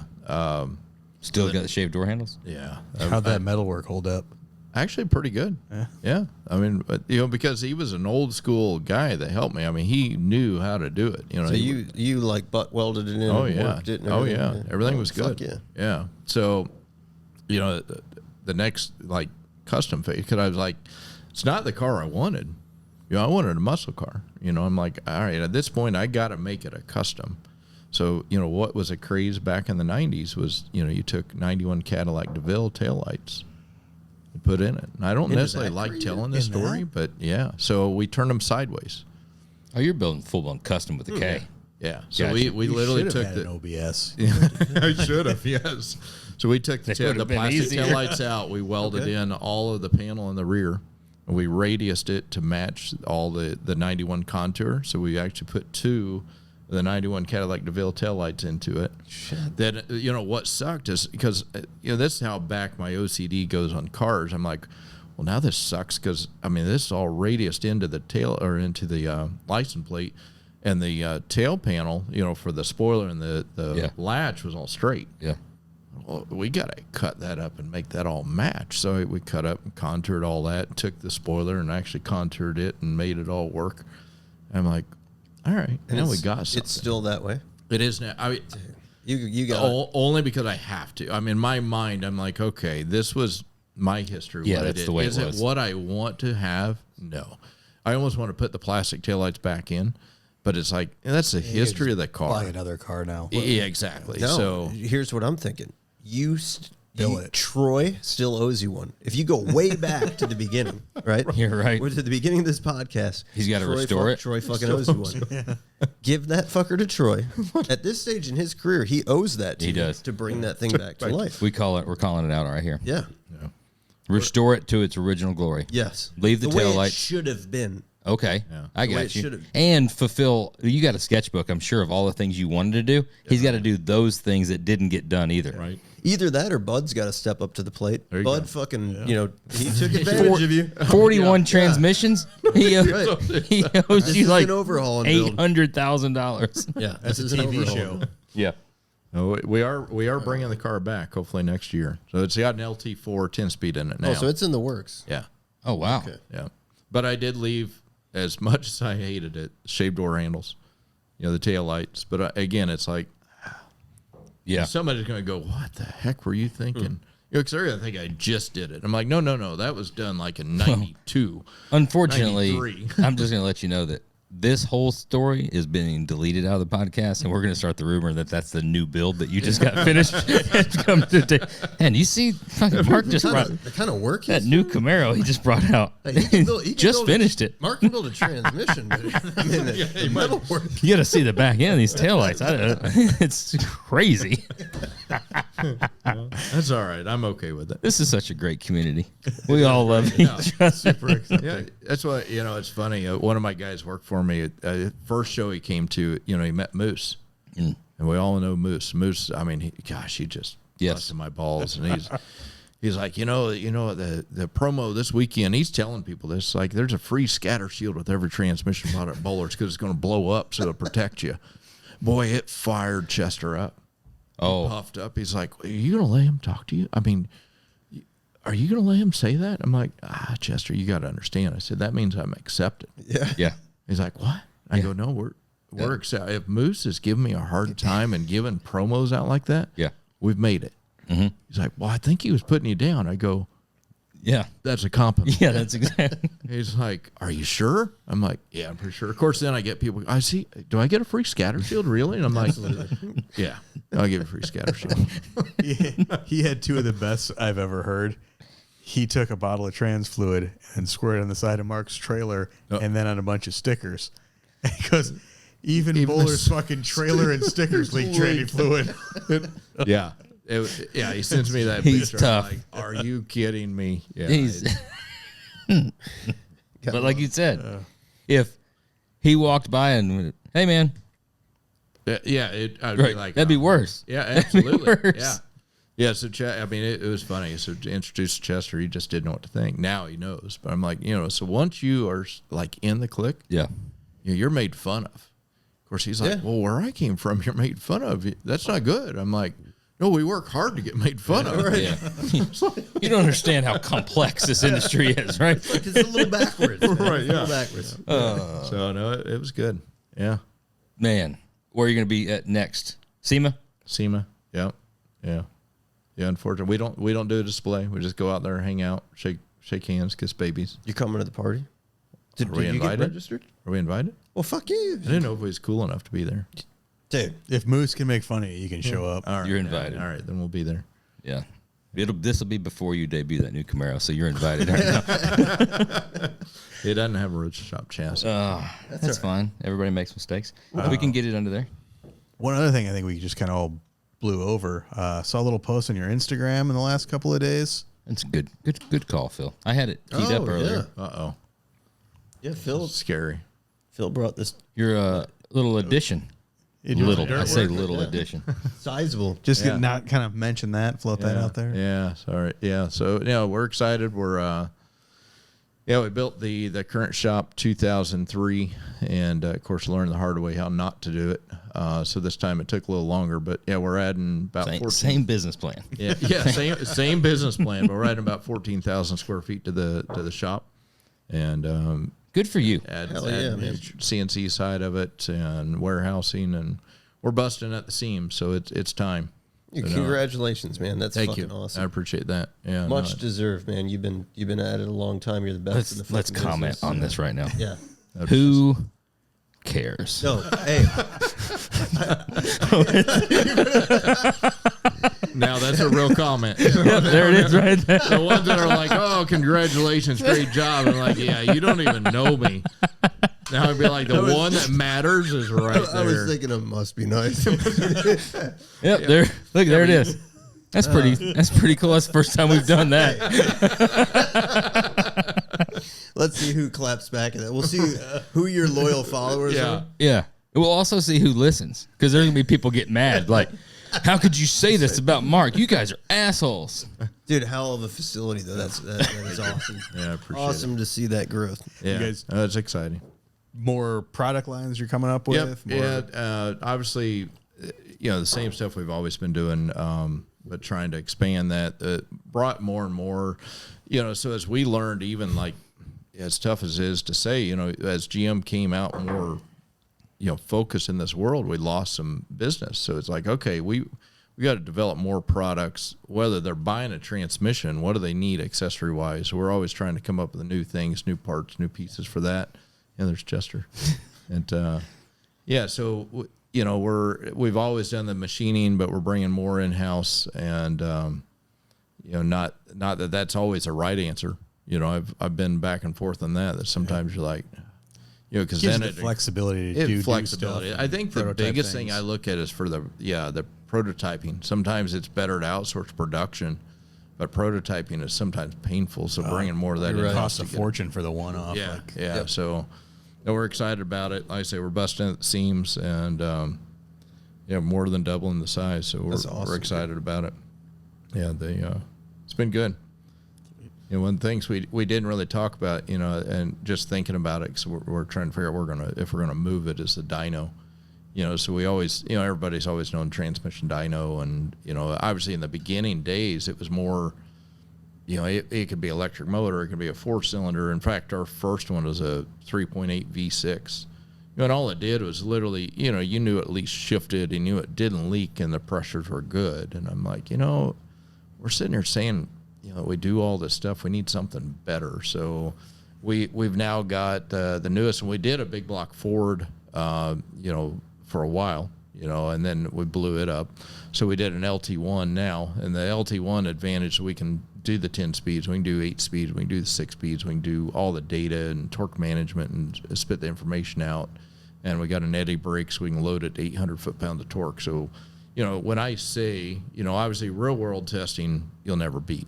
Yeah. That's why we're still involved in cars as much as we can. But it is cool. I can literally put, let's say a Ford 4R70W, which is a 4-speed that we sell to like Roush and some of the guys. When I say it's good to 600 foot-pounds torque, because if I literally just turned the eddy brake, even though that's what's misconception. There's like, well, you only got an LT4. How are you saying you're testing 800? And I'm like, well, I can crank up a load.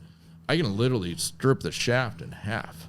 because of the torque of that eddy brake. So regardless of what that makes, it's what I can make. It's what I can make on the backside and put the load on it. So, we wanted to really say, we can test. I can actually simulate what the going an incline. I can tell downshifting. I can tell the actual load of the transmission. So, we customize it to do what we needed. We actually do, torque management. We do the actually data on the torque converter, so I can actually tell you what the flow is. I know what's happening in the cooler. So I know, if I say, well, you need this size cooler, there's a reason, and I mean, I don't know anybody else that can do the data analysis that we do on transmissions, and it's really helped us a lot. And it's amazing what we've broke. It's like, oh yeah, that doesn't work. So on paper it should work, but it doesn't. And there's some things on the dyno you think, that's good, and you put it in real world, I'm like, yeah, no, that didn't work either. So as good as a dyno is, that's why I always tell people, do your homework, figure out, what are these people doing? Is it just ask them about their dyno? Are they truly putting a load under it? Is it truly testing things? Have they done their real world testing? Because I say, as good as our dyno is custom built, we can't simulate everything that these guys are doing, so we're learning new every day. I figure I'll die before I quit learning, or I'm dead when I do quit learning. Well, dude, I mean, always looked up to you. We've always looked at you as a great friend. Learning so much more about you, whatever. I get even a more newfound respect on a hard worker. Get after it. I think everybody can see how much you mean to us by the amount of fucking high-end bourbon that we drank. That's a true measure. That could be insulting for future I was thinking about that. Yeah, so you need to said be it anyway. Well, most of these were only halfway empty. And Mark doesn't know that we poured like just regular Buffalo Trace in it, right? So when you kill the Old Forester and you bust out the Pappy, it's it means something. But you've done a lot for us. I like you both as people, and I think we all look up to the company and what you stand for. Like you said, it's evident in Bowler and everybody that works for you that you're going to do what you say you're going to do, regardless. And that's what matters. That's what fucking matters. I've never met anybody in this entire industry in all my years, 20 plus years in this industry, that stands behind their product like you do. I mean, that means a lot. Hands down. And I mean, I don't think there's been just a handful of builds for various reasons that have gone out of the shop over the past 20 years that don't have your transmission in it. Yep. But 95% of them are a Bowler transmission in them, and 95% of them kick ass. And some things come in, like we just had that Turbo 57 customer supplied a T56. That thing ate it up, right? Yeah. So the next move, Bowler transmission, right? Yeah. And you've been a hell of a vendor, hell of a friend. Like Josh said, we've looked up to you for a long time, man. When you came on the scene in the early years, I mean, we were young. You were still pretty young, but seeing you at the Good Guys shows, I mean, you always had a hell of a professional image. Yeah. Looking at, like, seeing what you did, honestly, like back in the day, you're like, holy shit. I mean, you were one of the early guys on the scene that, like, really had your shit together. So Smoking Light show. Yeah, no, it may have been, but it looked fucking good. Fake it till you make right? it, and you've made it. That means more than you imagine coming from you guys, because obviously I look up to you guys too. It's I just wanted to always be in the clique with the builders and the guys like yourself, and I gave Josh a hard time coming up here because I am the most introverted, backwards person. I mean, it's like I'm excited to see you guys, but I'm like, there's a whole lot of just. What's up? And it's you're around obviously Jim Ring and Troy and of course Mike. They have so many stories, and you're sitting there just intrigued and just glued to it. That's like being around a bunch of grandpas, though. That's easy. Yeah, right? Grandpa's got a shit ton of war stories. Right. But I'm like, how in the world am I supposed to have a conversation with these people? I'm like, I am not cool enough to hang out with these people. Incorrect, dude. Whether it's smoke and mirrors or not, we know we know what you're talking about. Yeah. It's different to say, I always wanted to be a part of the group. I always wanted to be respected. A lot of people say that. A lot of people want to. Most everybody that's in this industry wants to. Yeah. Doing it and having the eye to do it is a different thing, right? You identified you didn't say, I'm going to keep working my way up and one day Troy Trepanier will buy my transmissions. You said, I'm going to go all the way to the top. All the top. If Troy buys it, then everybody else will. Yep. That takes tenacity. It takes balls. It takes foresight. It takes like you said, I'm not going to fail. I've already told everybody I was going to do it. Right. And your dad told you if you told somebody you're going to do it, you're going to do it. Yeah. I mean, even from down to the displays to the wrap on the trailer, everything you did. Displays are still a little questionable. Well, after you guys show me your displays, I'm like, well, I might as well put mine back up. So No bullshit. Not because you're here. We don't. When we hang out a lot, but when you're hanging out and you're busting balls, you don't get a time, and that's probably just all of our fault to tell somebody how good of a job they're doing. And we all want to tell you, absolutely fucking phenomenal. Absolutely killing it, man. Yep. Definitely earned your seat at the table, and would have liked to have found out the story of kind of when Jesse came in. Probably could have put 2 and 2 together of where things started getting successful and all that. But hey, we'll let the listener figure that out on their own. Lose in reverse. I try not. I try not to like let all my secrets out, but like Mark's one of my go-to guys. Like if there's a fucking transmission problem, a clutch problem, that's your secret fucking weapon right there. Yeah. Like it's funny because the guys in the shop, like that's one of those, like we said, it's black magic. So when you run into a fucking issue, everybody's always guessing and they're talking and I'm like, dude, just fucking relax. Like I'll reach out to Mark. No, you don't say that. You come back with the answer. Like, yeah, here's what it is. I don't pull that shit. I'm honest with him. I'm like, dude, I'll fucking hit Mark up. Like, we'll figure this out. It's not a big deal. Like, you're not ready to change your cell phone yet? Yeah. I use it. I think that I use it like pretty sparingly, like unreserved. Like respectfully. You're I don't good. Yeah, I don't blow you up. Like, but when there's something that when I hear from you, I'm like, wow, okay, it's desperate measure. So I mean, because I know you guys are smart guys. You usually figure it out. Smoke and mirrors, man. Smoke and mirrors. But no, it feels good. And I mean, honestly, that was my vision years ago, and honored, honestly, to call you guys friends. And likewise, man. It's been a good ride. Like I said, sometimes I wish I was less introverted because I think we'd have a great time, hanging out. But it's like we're all kind of that way. do. Josh is the only one that's not that way. Yeah. Right? Well, you put Phil and I in a room, and it's dangerous. You can take. I mean, you could take the 4 of us. Take Josh out of the equation, we'd all sit here and be like, "Oh yeah, it'd be done in 15 minutes." No, Jessie, she's good. She's outgoing. She's not an introvert. She's not an introvert. I just don't have any other skill. I'm not gonna just fucking bullshit and talk. You do a good job. Yeah, you do. Hey, you make me feel bad. There's compliments there. What's so HRA? You got some debut cars, right? Yep. For SEMA. Yeah. So HRA, we've got Vinny's Bronco. Yeah. Vinny's hot rod. That should be pretty cool. No. Who's Vinny? Vinny? Yeah, it's That's your boy. He is your entertainment. He is the polar opposite. I love Vinny. Entertainment all week long in the HRA booth. Yeah. Let's see what else we got. 3 debuts. So stay tuned. Vinny's coming on for an episode. Dutch Boys Grand National. That should be a killer car. Yeah. Angelo Vespi's car. That'd be cool. It's gonna be a banger. Carlson's working around the clock to wrap that up. You're not done yet? I think they're done now. I just seen pictures of it. That ought to be pretty spectacular. He nailed. I mean, they didn't drift off from what it should have been. It's pretty cool. That's good. Very much like what you guys. I mean, obviously you guys set the standard for Grand National, so everybody's like, and Ring Brothers bringing one too. Which now they kept it a 6-cylinder. They don't call it trendsetter for nothing. Right. How many times can you win that? I think at least Good 3. Guys says 1, but I think if you just keep setting them, we've drank too much. Now we're getting cocky. Yeah. Let's see what else. We got Ace Fabrication Scott Movax 32 Roadster. Okay. It's a pretty cool car. So those are the 3 debut cars, and we got some good outside cars too. Tuesday, what, 10 o'clock? 10:30. 10:30 debut HRA. So that's my part. I like giving back to the industry. It's just want to be part of it. Yep. It's been good. Appreciate it. Bowler Transmissions, just nice and simple on Instagram. Bowler Transmissions. That's an easy one. Or as some people say, Bowler. Bowler. Bowler is popular. The best one, I still don't understand this one. They're at the trailer, and they're looking. I mean, that's rap, Bowler, and they're like, I need to talk to Mr. Binker. Banker. Really?